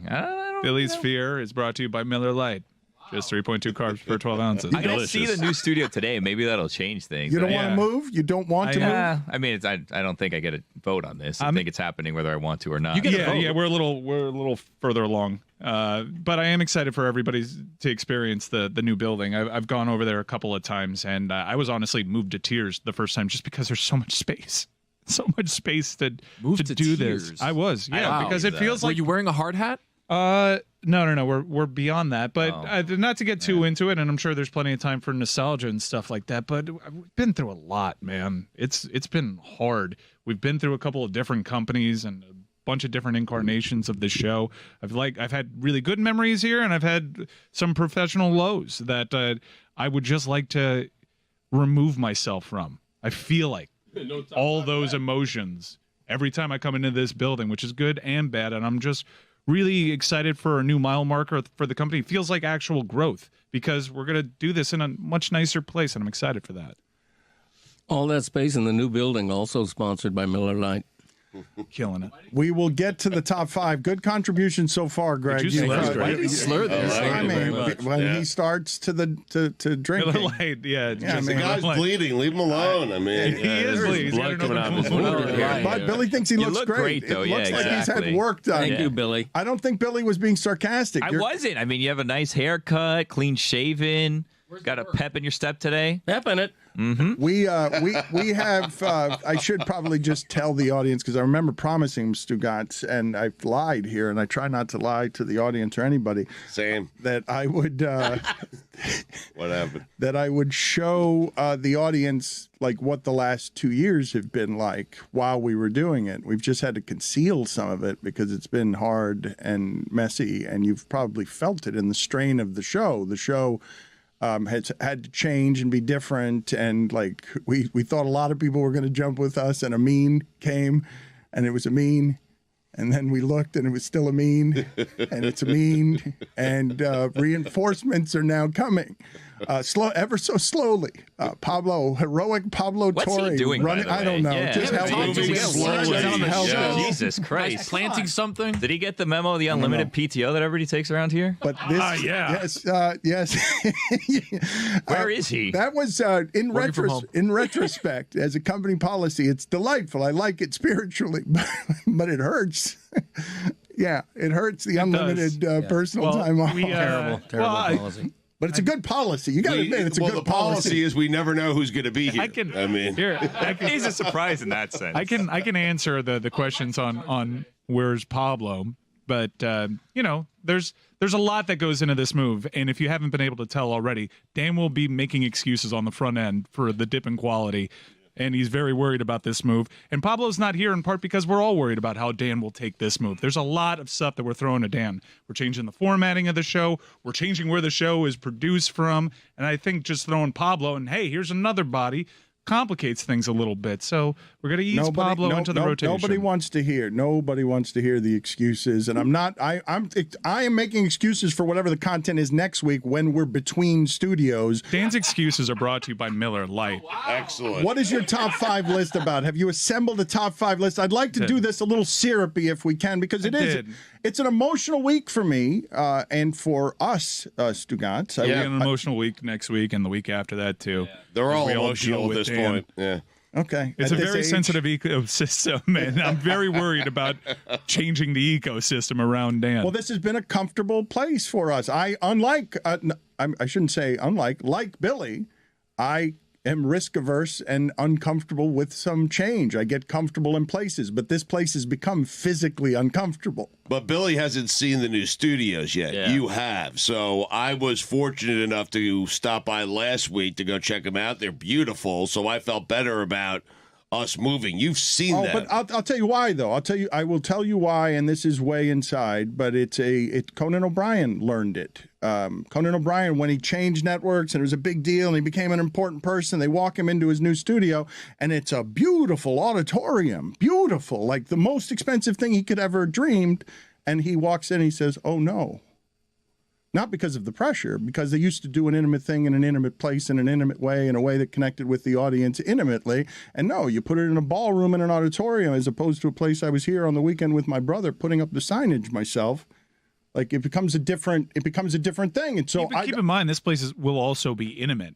There's a difference between intimate and crammed like a sardine can. Correct. This place has become physically uncomfortable and people are dying in the building and outside it. We have to move. Yeah. Billy, we have to move. All right, so here's my top 5 for today, and it's brought to you by friends over at Miller Lite who are sponsoring this entire move. And it's the top 5 guests that we ever had in studio here at the Clevelander. In studio guest, huh? Yeah. Okay. This is going to be nostalgic here. Yeah, and this will also afford you guys the opportunity to chime in with some of your favorites. I imagine I've missed one along the years. So we'll begin with the outside looking in. Were they from here for highly questionable, or here are we limiting it to the show, our show? I'm limiting it to our show. I still have Ice Cube in there on my outside looking in. The problem is most of that was with highly questionable, and I don't have a lot of frame of reference for that outside of one of the kings of West Coast rap just wandering through a very tight hall and being really embarrassed about how we'd entertain said king of West Coast I was rap. embarrassed by the hospital couch that had been sent for $50 by ESPN to represent our green room. That was a nice couch. It was a nice couch. No, you got to be shitting me. The color was nice. That couch was a punishment. You've got to be shitting me, Billy. You did not like that couch. It wasn't a bad couch. It was a nice couch. It was a really bad couch. Served its purpose. Billy, Sit on it. Billy, it was a terrible couch. It was uncomfortable. It was the couch in a hospital room where they don't want you to spend the night in that hospital It was room. harder than the floor.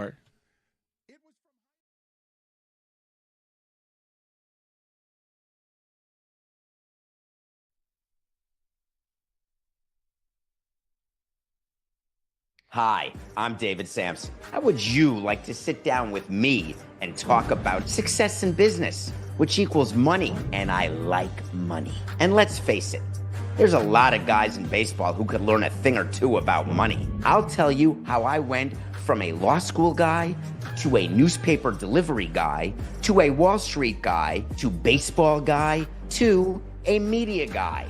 If you're smart, great. Maybe you can imitate me. If you're not, take solace. You're just like nearly everybody else. So, you want to talk business? Think of me as your OnlyFans for rich guys. David, you know this. This is why people don't like you. You're like capitalism in human form. But if people like you and dislike you, then you really have a show. And I do have a show. Every Monday to Friday, 7 a.m. to 9 a.m. Eastern. Be there. It's 5 days a week. Nothing personal with David Samson. Guys, it's time for our contractually obligated Dan Le Batard segment. This is a segment that Dan would have loved to have done had he been here. Okay. Shannon Sharpe, released by ESPN. No longer an employee after a almost like a blaze of glory across the screen when he was on First Take. But that time is over now. I believe, obviously they never say why, but I believe this is because of the lawsuit. Yeah, I think the timing of it is pretty clear. I don't know. Maybe there's something else happening. You think? Performance. I don't know. You think? Yeah. So initially, the way that it was reported, and it gets chucked into the group chat by some of the worst people you can imagine, settlement. So like people initially think, okay, he's been cleared and he'll get back to work. That's usually how this goes. And then you see the number attached, and you're like, wow, that's a big number for the settlement. That is a mighty hefty number, and even some of those worst people that you can imagine were like, okay, that's a damning settlement number. Settlements don't mean an admission of guilt. Settlement, like most of the time, is because it is just cheaper and faster to pay them to go away than to go through the litigation. Even if you are innocent of something, to have to go through every detail of other things, it's just not. But you rarely see it be $50 million. $50 million is like, at that number, I think most people are like, the hell with it, let's go to court. Yeah. Unless there was something in discovery that you would find to be detrimental to your character, your reputation. Doesn't necessarily mean anything for the legality of what happened. It's just, I don't want people all up in my business in that way. $50 million. I'm trying to think. That's what's out there. That's a number. Yeah. It may not be. May not be $50 million. You know what? We're also jumping to conclusions here. Right, but I think you could read a lot into what ESPN decided because they had a lot of they had more information available to them. Presumably, they were in contact with Shannon's camp, and they still made the decision to move on. It wasn't an easy decision, by the way.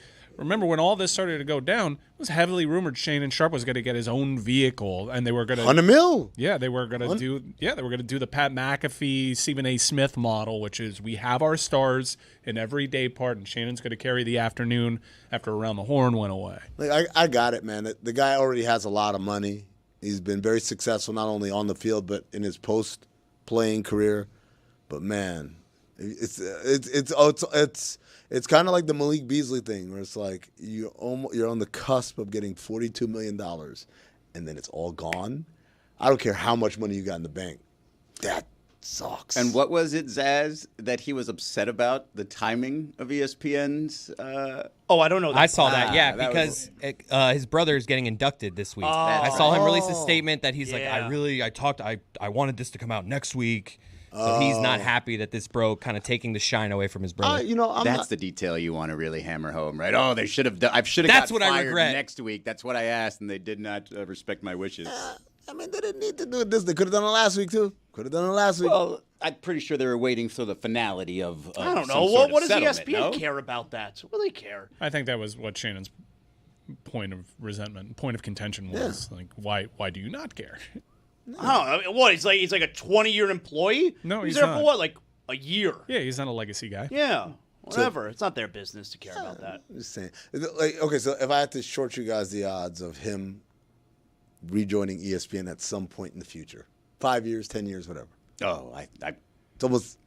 You don't never. The only person who's ever made a comeback is Stephen A. Really, right? And he didn't do anything. He didn't do anything wrong. Yeah. Olbermann came back. And Dan Patrick did stuff. There's Rich Eisen. We're talking about coming back like in a for good. Like Keith salaried was probably role, the right? second best attempt. I wouldn't close that door. There's all sorts of talk out there in the marketplace that ESPN may be spun off one day soon by Disney, make its own private company, and we've seen this already. I think E! News got spun off by NBC Universal. It's not outside of the realm of possibility, and then if it gets spun off into a different thing, different people come in and have different ideas. All right, there you go. What's next for Shannon Sharpe? Well, could I say very quickly, quick note on that? I wonder about Shannon's self-esteem because he has a brother named Sterling, and he got named Shannon. This is as big a divide as the Bennetts, their parents. Michael, high-end defender. You're Mike. Your brother is Martellus. Martellus Bennett, and you gave me Mike. Yeah. I've always wondered about that with parents. Like I had three sisters, and the first three siblings, no middle name. Fourth one gave her a middle name. What the hell? Hurtful. Dave, this is one of my favorite trivia pieces, NBA related. O.J. Mayo, remember him? Sure. His O.J. stands for Ovinton J'Anthony. His name is Ovinton J'Anthony Mayo. His brother's name is Todd. Which is worse? Is it that situation, or you are Lance Stevenson and you have a brother named Lance Stevenson. It's just spelled differently. Wait, what? Yeah, Lance Stevenson He's had got a brother named Lance. Lance. Lantz Stevenson. Get the hell out of here. There's one more of these NBA names that always tickles me. Paul George, his father is Paul George Sr., his mother is Paulette George. Wow. Yes. I love it. I love it too. I love the idea of them meeting, like whenever it was in the 80s or whatever, and like, "Hi, how you doing? My name's Paul. What's your name?" And she says Paulette. You're like, oh. That was the next 8 minutes of the conversation, right? Was them? Can you believe it? I can't believe it. If he introduced himself first, if he says, "What's your name?" and she says Paulette, and she says, "What's your name?" and he says Paul, Liar. she thinks he's full of shit. Right? Like, there's no way. There's no way. Well, the old goalie, though, Pete Peters. What were the parents thinking with that? Chris Peter? Christopherson. There's an artist on my CVS Jams playlist, Philip Phillips. You guys see what Steve Kerr's son's name is? Okay. Let's not do this again. I don't like it. We did that. It was dangerous yesterday. With I'm not going to say it. I'm saying like they couldn't have seen that coming. I've known this child They since he should've. was like 10 years old. They were like, "It's Nicholas." You're not going to get Nicholas these is a jokes off family in name. This is where I draw the line of decency, sir. That is a good young man. Works hard at his job. He's going to go by Nicholas, though, right? I've known him as Nick his whole life. Nobody calls him by his full name all the time. Chris Cody. Do you guys introduce yourselves with your full name? Because in the movies, it's one of my biggest pet peeves. Like, "Hey, Mike Johnson." I'm like, no one's. What's your name, Mike? That's it. No one cares what your last name is. But then I realized maybe this is A lot of people do that, though. Yeah. Do you guys have Jonathan Zaslin? Well, I mean, Dave, how did I introduce myself to you this morning? I think we just went first names, Yeah, right? Nobody gave me a surname, and nor did I give mine back. I always say, "Hey, I'm Jonathan." That's why I mispronounced your name to start the show. There you go. Full A circle. lot of people Mistakes do were that. made. A lot of people do the whole name. Do they? Well, Yeah. if it's formal, if it's like a business. Even in business. I mean, in business, Mike Ryan Ruiz. How the hell are you? I mean, technically, this was a business introduction, and they didn't do it. yeah. So we suck, huh? No, Depends on the business. I'm good with first name. Would you go Chris or do you go Yeah, Chris? just Cody? Chris. Izzy, what do you do? Well, No, we it's know- got to like it's a business setting, like professional. Yeah, I'm giving my full name, Israel Gutierrez. Yeah, like No as if I'm. way! If I'm going into Let's say we go to arena and you're gonna interview the head coach of the Memphis Grizzlies. You want us to Italo. I think I got that right. Isolo. Yeah, I think it's Isalo. Isalo. Isalo. Definitely stay wasn't here the for a first little name. while. Isalo. Tuomas Isalo. Isalo. And so you walk in, "Hey coach, how's it going?" Do you say Israel Gutierrez, Meadowlark Media, or do you just say Meadowlark Media? That's not my name. I say it's the first time I'm introducing a coach. Say Israel Gutierrez, like especially in that type of setting where somebody potentially could have seen like a byline, could have seen my name across the screen, but as opposed to just saying Izzy or Israel. I would get used to it if I worked for a newspaper. Because just my job, I'm always going Mike Ryan Ruiz, Pittsburgh Gazette. Buddy, I'm such a narcissist. I just say my name, and you're supposed to know who the hell I am. There ain't too many Amins walking around. I would never, ever do the thing where you say your name and affiliation. If the people, if it's At the Dwayne press Wade at the conferences. damn press conference, I'm like, I'm not telling him my name and affiliation. It's not for the fans. I just need that guy to answer my question. Well, I mean, if you're at the finals, you have to do it. I don't. They won't pick you anymore. said, Oh, this guy. Direct line to Mike Bass. It's like, hey. Shout out to Mike Bass. That's not the only person who had a little bit of issue from former First Take appearer, Shannon Sharpe. Marcus Morris Sr. This story is so ridiculous. He used to be on First Take? He was on First Take. I had no idea. Do you have a television? Yeah. It's not on that channel very often. Man. Good point. Unless it's live sports, baby. Nothing on mute, though? No. You didn't pick up when it was... No. I didn't watch the Carton show, but I knew of it. Yeah, no, there's so many better. I could watch Top Chef on mute. So much better. Or you could watch the Dan Le Batard Show on mute. DraftKings Network and Peacock. But anyways, Marcus Morris Sr., right, was arrested at a local airport. I don't know. He was at Fort Lauderdale Airport. Fort Lauderdale, Yeah. right? Great airport. And I hate it. It's a bus. It's a bus terminal. It's not an airport. It's a good airport. It's a bus terminal. Best terminal. It's a bus terminal. Best And by the way, Ubers, ridiculous. That's why I Ridiculous. drive. Long wait. Long wait just to get an Uber? It's a big airport. Nah, terrible. Anyways, Marcus Morris Sr., he's arrested for what they call fraud, defrauding several Vegas properties out of a large amount of money. And the way made it sound like he either tried to steal money or he was writing bad checks. That's the way the news story came out. Right. Marcus Morris took to Threads to clarify. It was bad checks, though, right? Like it literally said in the story that I wrote, a check that he knew wouldn't clear. Multiple times. Yes.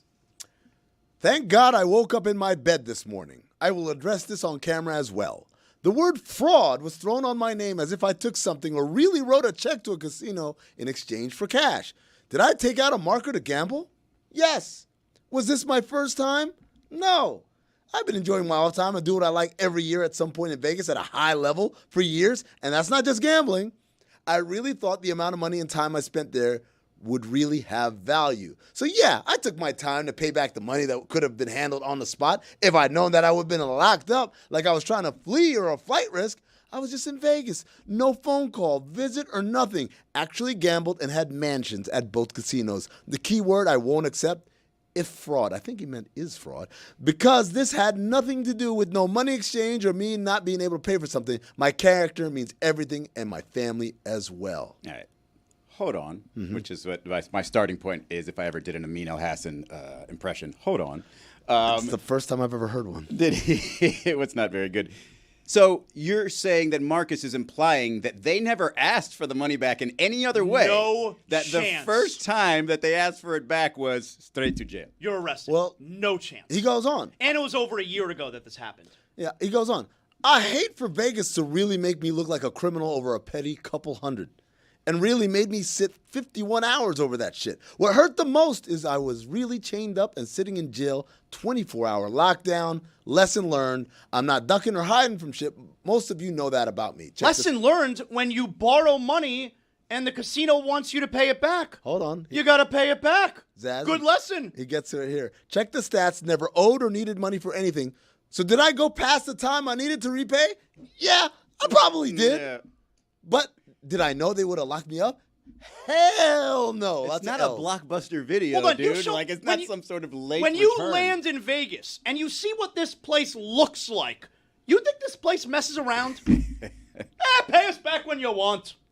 I would pay anything to stay out of jail. Money paid back and lesson learned. He's still going? Fraud? This is one thread? Fraud I can't live with. But I'm not going on every media site to clear anything up. If I didn't have it, I would still be sitting.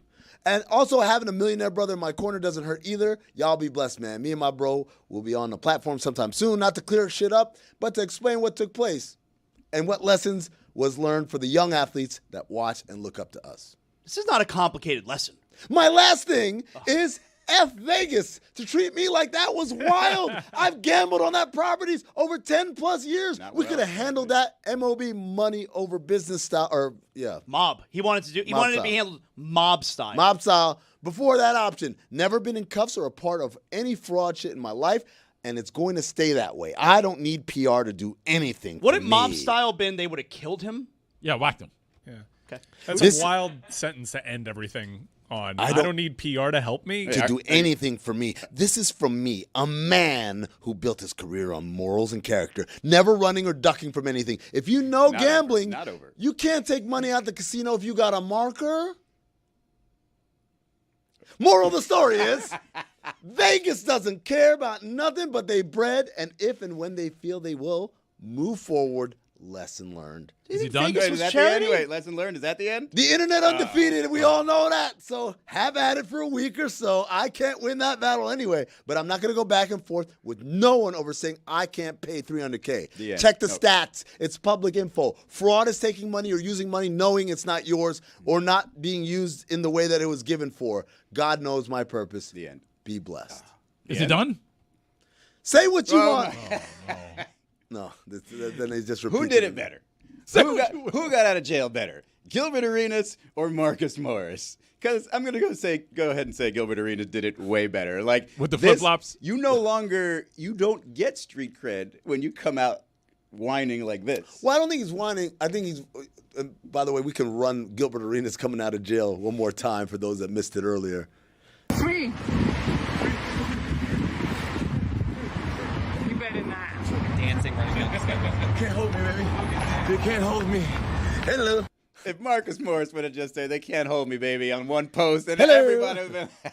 the hell with them. Marcus Morris just sounds like he doesn't like the rules. No, it's just I understand where he's come from. Like to hear the word fraud and it again, just like Gilbert Arenas' thing, like insinuated something that it really was. And for Marcus Morris, it insinuated either A, he's out here running around writing bad checks, or B, like actively like heisting in a very tiny $300K way for a casino, but heisting money. And his thing is just like, yeah, I was late paying you back. And yeah, that's not to say that's all right and that's okay, but to make it seem like he was actively trying to defraud the casino, I could see how that would bother him. Can I combine topics for a second? Please. Fraudulent checks. Catch Me If You Can, a 21st century movie that Tom Hanks, totally rewatchable. Did you guys mention that one? Yeah, it's we mentioned it when we were talking about great years in cinema, and we posited Leo DiCaprio. I think Catch Me If You Can and Gangs in New York might have came out at like the exact same time. You were having a conversation about Tom Hanks movies this century and whether they were any sort of good or rewatchable. That Catch Me If You Can is the first one that came to mind. Could watch that anytime it comes out. I love that. I love that movie. I love the movie itself. Kind of a fraud. Interestingly enough. Oh yeah, no, like they shocker. Story, they lied. Anyway. They lied a lot to tell a good story. But that's that's all right. It's a movie. It's like Amadeus. Like none of that shit happened, but it's a great movie, so you just go with it. Actually, it's kind of what a fraudster would do, Marcus Morris, right? Hey, I'm not a fraudster. I mean, yeah, it's Catch Me If You Can. Catch Me If You Can when Jerry Stiller and his wife are swaying like while doing dishes after that one party. I love that scene. Jerry Stiller? This is like the scene where he breaks, like where they're having like a fancy house party after he just got married to the one lady, and he's about to like bust out. Like the cops show up to this like party, and now you guys don't know this scene. Yeah, I love this scene. Top 25 scene for sure. I don't. No, it's a great scene. I mean, I know the scene you're talking about. I don't think Jerry Stiller was before the cops bust in. Jerry Stiller's the father of the wife. Jerry Stiller is in Catch Me If You Can. Jerry Stiller is not in Catch Me. Jerry Stiller was not in Catch Me. Frank Costanza? Yeah, I'm thinking of the wrong actor. Jerry Stiller is Ben Stiller's dad, and he plays George Costanza's dad on Seinfeld. I'm thinking of.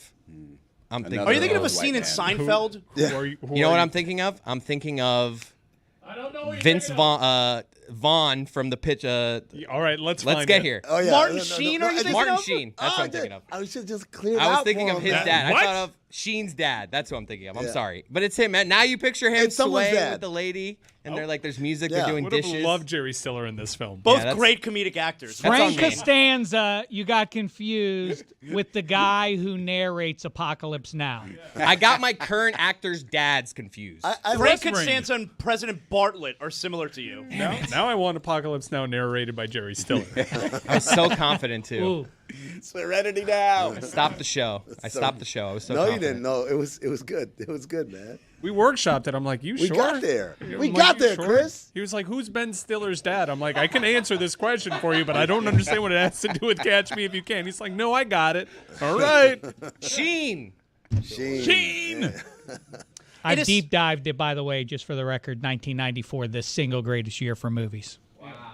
That was Pulp Fiction, Forrest Gump, right? That's right. Yeah. 96 is close. 97 is close. There are other good candidates in the 70s, but 96 wins. You have Jurassic Park 2 in 94, right? I believe so. Schindler's List? No. I'm going to have to look it all Jurassic up Park 2? That was not 94. No. Jurassic Park as well. Oh, okay. That was 93. So 93 was pretty good. 93 I mean, for a filmmaker, that's like Jim Carrey 1994, Spielberg 93. Wow, 94. Little Big League, blank check. Yeah, blank check. That's the... I'm not kidding. Yeah. Forrest Gump is the only theater experience that I've had where A, it was packed, and B, combination of A, it was packed, and B, there's a scene where everybody's crying. When did they cry? When Jenny died. Like, the whole place is just like... That's all you hear is just like sniffling. I was like 17 years old, and I was like, that's wild. I thought it was the part where Jenny refuses to sleep with Forrest. Serial Mom, 94. The Crow, Maverick. I mean, Jodie Foster and Mel Gibson, chemistry that jumped off screen. Wowza. What were they like? Ed Wood. This is a 94. This all 94? Yeah. Bang on take. What year was the Pelican Brief? That was before It's that. got to be in the same era. That took Well, like 93. Who would leave the movie theaters in 1994? It's incredible. Dude, I remember. They had something for everybody. Baby's Day Out. Baby's Day Out. Waterworld was 94. I watched Baby's Day Out last week. Does not hold up. My dad made me watch Waterworld in a theater. I never forget it. Like we're walking, and he's like, "Let's see this movie." I said, "But Dad, I've heard it's the worst movie ever made." He's like, you had a good dad. It can't be that bad. We watched it. He walked out. He's like, "Man, that movie was bad." I'm like, "Yeah, it wasn't bad. It was awful." No, it wasn't bad. Waterworld was awful. Waterworld's great. Clifford? Was that also 94? Clifford is not a bad movie. Love that movie. Yeah, Blank Man in the Army now. Blank Man. I thought Conspiracy Theory might have been in that, but they were a couple years later. I think it was like 96, 97. What, Conspiracy Theory? 97. Karina. You know how Karina. The Conspiracy Theory.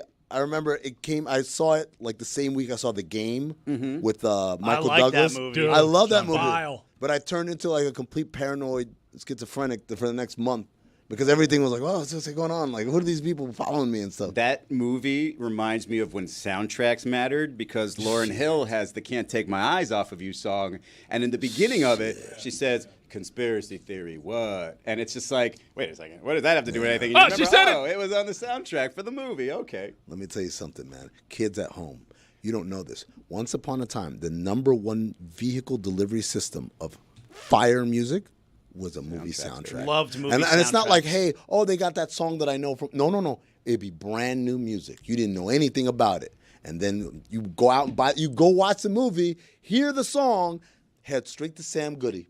Artists were told what the plot of the movie is. Can you write us a song? Can you write us a song? And then there are just songs that belong in movies just for some reason or other. The Dreams by the Cranberries. Like that has a tune to it that's just meant for like a road trip scene. I thought you were like saying as a car taking off. That's a great soundtrack. Great soundtrack. And a lot of people, Batman Forever, right? A lot of people took Batman Forever, the Schumacher Batmans. Yes. They took the source material very literal when it came to the soundtrack. You had a song called Poison Ivy. R. Kelly was the first man with the courage to be like, has anyone done a song dedicated to Gotham City yet? I'm looking over the skyline of the city. On quiet lights in the mix of calm. Yeah. I bought that movie soundtrack when that movie Oh, it was came. great. It was a City good of Justice. soundtrack. Oh, that was Batman and Robin, though, that soundtrack. Yes. The City of Peace. For every one of us. Because we all need it. Can't live without it. I got them City. It's going to be an awkward karaoke night, but I'm down. I'll back you up. Let me tell you something.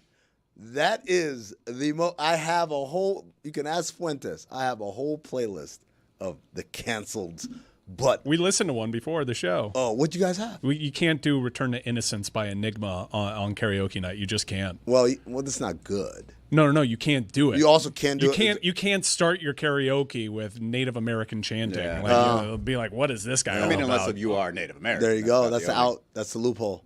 Yeah, and then you will have everybody's attention, though. You have to. You come out the gates with the start of Return to Innocence, which is an absolute banger, and part of the legendary compilation that was Pure Moods. I know what you're saying, but every time you start Return of the, I want you to say the Mac. Say Return of the Mac. Every time you've said that. No, I'm of the generation when I start saying Return, it's not of the Mac. No, it's to Innocence. Because I had Pure Moods. Enigma? Pure Moods. That is the song. Return to Innocence. When you say Pure Moods. I bought it for the X-Files theme. I would get, it was a great commercial because then you would also get scared. Sail away. And then they would be like, you're feeling it? And then all of a sudden Tubular Bells comes on and you're like, I'm a little scared now because The Exorcist was very scary. My kids know the theme to X-Files. And they don't know what the X-Files is, and that bothers me. That's the thing I think bothers me the most about TikTok. It's the decontextualization of everything. They have no idea what that is, but they all know it. Chris, you still rock Return of the Mac on Fridays after work? Oh, yeah. Every Let's single go Friday? No, not every still? Friday, but it's in the rotation of Friday jams. For you don't have a convertible, do you? I don't. That would be so perfect. By the way, the Air Up There and the Scout came out in 1994. Oh, the Scout. The Scout. Wow. I like the Scout. Albert Brooks. Yeah. 94, Pulp Fiction. Okay. One of the 5 best movies of all time. My favorite movie. Let alone the next one is Hoop Dreams. Is not one of my 5 or 10 favorite movies. I think it didn't even get nominated for best documentary, not best film, Game changer, not best picture. It wasn't even nominated for best documentary. The serendipity of Hoop Dreams. It was so. They were supposed to, was going to sort of study how schools use kids, but kids can use the schools too to advance themselves for scholarships and all of that. And instead, the one kid, Arthur Agee, doesn't make it at the prep school, so he has to go back to inner city Chicago. Spoiler alert. And Can you spoiler alert a doc from 30 years ago? I mean, but the side by side of Agee versus Gates as they go and you watch Agee shrink in the classroom, and Gates emerge, but then the knee injury. What a picture! What a picture! It was amazing. But there's a fair amount of luck. I mean, the commitment to 4 years of following around these two kids, but then the good fortune, and not for Arthur Agee, but the fact that he has to go back to Chicago and his father. I mean, the shots at a distance of his old man dealing crack on the playground. I mean, it is, and then that Agee makes it, and they go down to Champaign for the state tournament, and as his family is walking the Illinois campus, the University of Illinois campus, it's like they're on Mars. They're like, can you believe what a place this is? Can you imagine? This is what college looks like. It's so striking, the have and have-nots of all. It is, and then, you know, the cinematic payoff that Arthur Agee is one of the critical members of the team that beats the guy. It's just the best. And then the sadness of Gates, how they use him with his knee injury and how he gets cast aside. What a picture. And then Shawshank Redemption. Yeah. Nobody's Fool. Paul Newman, wildly underrated, great small picture. Quiz Show. Dumb and Dumber. Speed. Gump, like we talk about. Speed. Cabin Boy is a gem. Cabin Boy. Cabin Boy. These pipes are clean. Real quick, calling a movie a picture, does it make it sound like you work in Hollywood, or does it just make you sound old? That's how William David Dameshek likes to say it. Yeah. Nice to meet you. Film's the worst. Film's the worst thing to call it. Willy Thursday. Little Giants, also 94. Talkies is what I call them. Hold on, was English Patient the one that won that year? Yeah, so boring. 94? That was one of the worst. No, Gump wins. Gump won. Oh, English Patient was the next year, 95? 95 I have excluded from my all-time rankings. 96 is a strong year as well. 96? Fargo, Kingpin, Bottle Rocket, Swingers, Waiting for Guffman. Another great sports documentary, When We Were Kings. You want to know why Ali is one of the most important figures of the 20th century, go watch that one. Jerry Maguire is a splendid script. Yeah. And by the way, as a side note, I have recently come around on the idea of Tom Cruise is, this sounds hyperbolic, the greatest movie star in the history of movies. I don't think it's movies. I think pandering to Mike Ryan. Yeah, the second biggest Tom Cruise fan in that room. Jesus, I know. 96, he also came out with Mission Impossible. By the way, a very strong year. I don't think that's hyperbolic. You want to talk about movies that hold up? Watch the first Mission Impossible with my kids. They loved it. It's so confusing. They loved it. That's how I feel. I did have to explain a bunch of things. The whole double, triple, quadruple cross. So they didn't get it. But they enjoyed it. Like, I thought they wouldn't enjoy it. Not unlike the X-Files in that the theme song somehow outweighed the greatness of the TV show. In Mission Impossible's case, by a grand amount, the Mission Impossible theme so much better than the show. My 10-year-old boy walks around singing the Jardiance theme. Take once daily Jardiance at each day start. Prescription drug commercials. Yeah, well, we get a lot of, in my household, we get a lot of Burger King. Whopper, that one. And then, what's the other one? It's another prescription What one. happens if you have a structured settlement but you need cash now? Call J.G. Wentworth. 877 cash. Yo, how crazy is that, man? It's such a 877 cash now. It's such a like low grade, like everything about it. But the jingle is so fire that everybody knows it. It's what's between that one and 1877 cars for kids, right? Everybody hates that one. But you know it though. You don't matter whether you like it or not. They know it, Roy. I don't understand. Why is it such a big deal for kids to get cars? Like, why is it? It feels like it's a movement, you know. When I hear that commercial, why do kids need cars? And not only that, they don't even want to pay for them. They want you to donate. Yeah, donate the cars. Why is it a 16-year-old, 7-year-old's right to get a car? Maybe they don't get a car. Maybe it's not just cars anymore. doing boats. Boats? I don't get it. Boats for kids? That 1877 boats for kids. I guess it works. Yeah. Speaking of cars, you know what song could play at any time growing up? It could be anywhere, and it's an absolute banger. The Knight Rider theme music. That's the best. One of the, I mean, gotta be top 3. This is Michael Knight, a shadowy figure in the underworld. Busta Rhymes made a cover out of it. Yeah. And Timbaland too. Timbaland and Magoo did it first. You always forget about Magoo. Everybody forgets about Magoo. R.I.P. passed away not too long ago. Knight Rider was awesome. The another theme song that was great. A-Team. Come on now. Come on. But like the build-up. In 1979, a crack commando team was accused of a crime they didn't commit. They retreated to the L.A. underworld where whatever. I mean, really like the monologue in this. Oh, I love this. Like, if you can find them, if you can afford them, maybe you can hire the A-Team. We don't have great TV show theme songs. They don't do them anymore. For time, they dispense Skip with them. intro. That's what happens. Law and Skip Order intro. still does a classic intro, right? I do like it.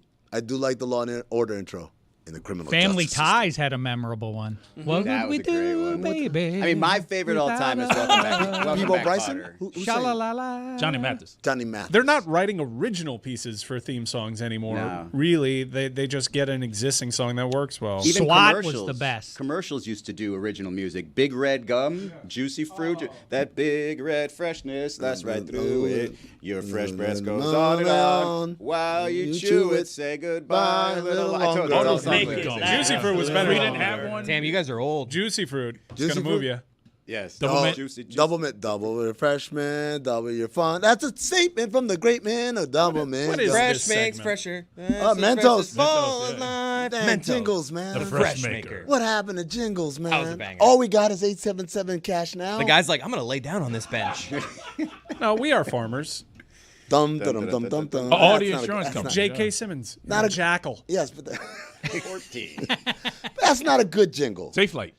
Safe Flight Repair. That's not a good jingle. There's one that's That's like the best jingle. what's a travel one? The UK travel Jet to airliner. Holiday. Yeah. That's a real song though. Travelocity. Locally, in Desmond and Dover. It's like a law firm. Never It's heard really of good. Local. It slaps. I'm not getting those. Boy, I'll tell you. You want to guess what the Jackal is on Rotten Tomatoes? 24%. 50. How do you know? I'm a good guesser. It's Steve what he Martin. does for Kind a of his living. lane. Yeah. Well, Yeah, he has a podcast. I have a podcast. It's called Cinephobe. We All right, but review, it doesn't mean you're going to remember it. we'll No, review he's good movies at that are it. poorly rated on Rotten Tomatoes. yeah, I know that, And yeah. try to figure out if they're accurately rated or maybe they didn't get a fair shake. It's called Cinephobe. You get it wherever you get podcasts. It's produced by Anthony Mays. This week, guys, Highlander 2, The Quickening. Oh, my God. Audience score for the Jackal?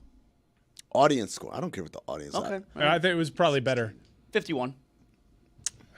What are the reviews saying about Richard Gere's accent? It's one of the worst I accents I've don't ever think heard. that's going to be I there. don't No, think- I think it's definitely going to be there. let It me has see if to be there's the. any. Let me It see. has to be the main takeaway. The film literally falls off the second he opens his mouth.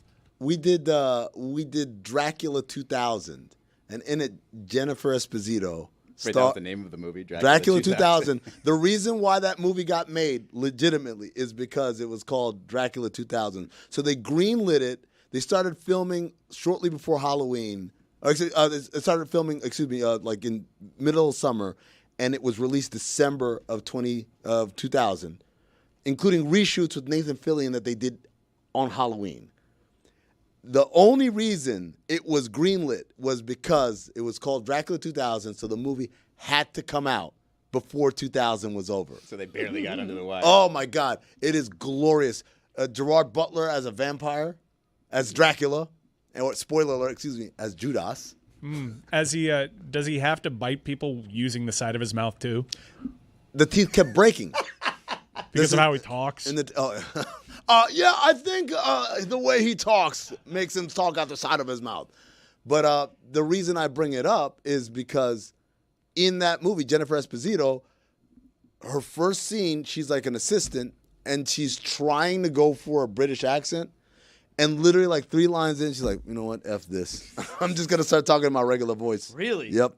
And the rest of the movie, she doesn't have an accent. But her first like couple lines, she's trying to go for it. And then it's like, It nah. just gives. That's funny. Just gives out. Hey, guys. Mike Ryan wants to talk about how the Clippers are called the Unction. Have you seen this? I didn't want to talk about it the nickname reached Chris Paul because I don't know if you've seen their roster. Bunch of old heads. The Expendables. You have, the Unction. No. The Unction. You have James Harden. You have Kawhi Leonard. You have role players like Chris Dunn. Nick Batum is out here still doing it. Oh, because they're uncles. Yes. That's right. A function that has a lot of uncles becomes an unction. It's kind of like the opposite of what Chris Cody does. I waged a 20-year battle that I've ultimately conceded. I've waved the white flag on. They did the new uniforms. They have the new arena now in L.A. for the Clippers. For the longest time, you could win 5 titles and it's never going to be a Clippers town. It will always be a Lakers town. So you should recognize that and not be the Los Angeles anythings. You should be the Hollywood Knights with a K, but now Vegas stole that. The Hollywood Stars, the Hollywood Rhinos for the double entendre of rhinoplasty, which is popular not as much. I mean, I think that's overstated. That would be hilarious, the Rhinos. But we can work on the nickname. I once asked a bunch of Clippers, this is many moons ago, as the person who gets it right will prove, I asked a bunch of Clippers what a Clipper is. Only Chris Kaman and Sean Livingston knew the correct answer. No one else knew. Sean Livingston, only person in NBA history to never miss a mid-range jumper. Yeah. 100%. Do you think this time it's going to work for the Clippers? They have a roster that has got a bunch of players on it that are always hurt, but now that they're older, do you think it's finally going to work out? Yeah, especially because they went out and got a couple of guys who got hurt a lot, too. Now that they have an older Chris Paul, it's definitely going to work. And an older Kawhi Leonard. Everyone's hurt. Yeah, no, this is the 17th time is the charm, as they say. Isn't a Clipper a ship? Correct. A fast-moving ship.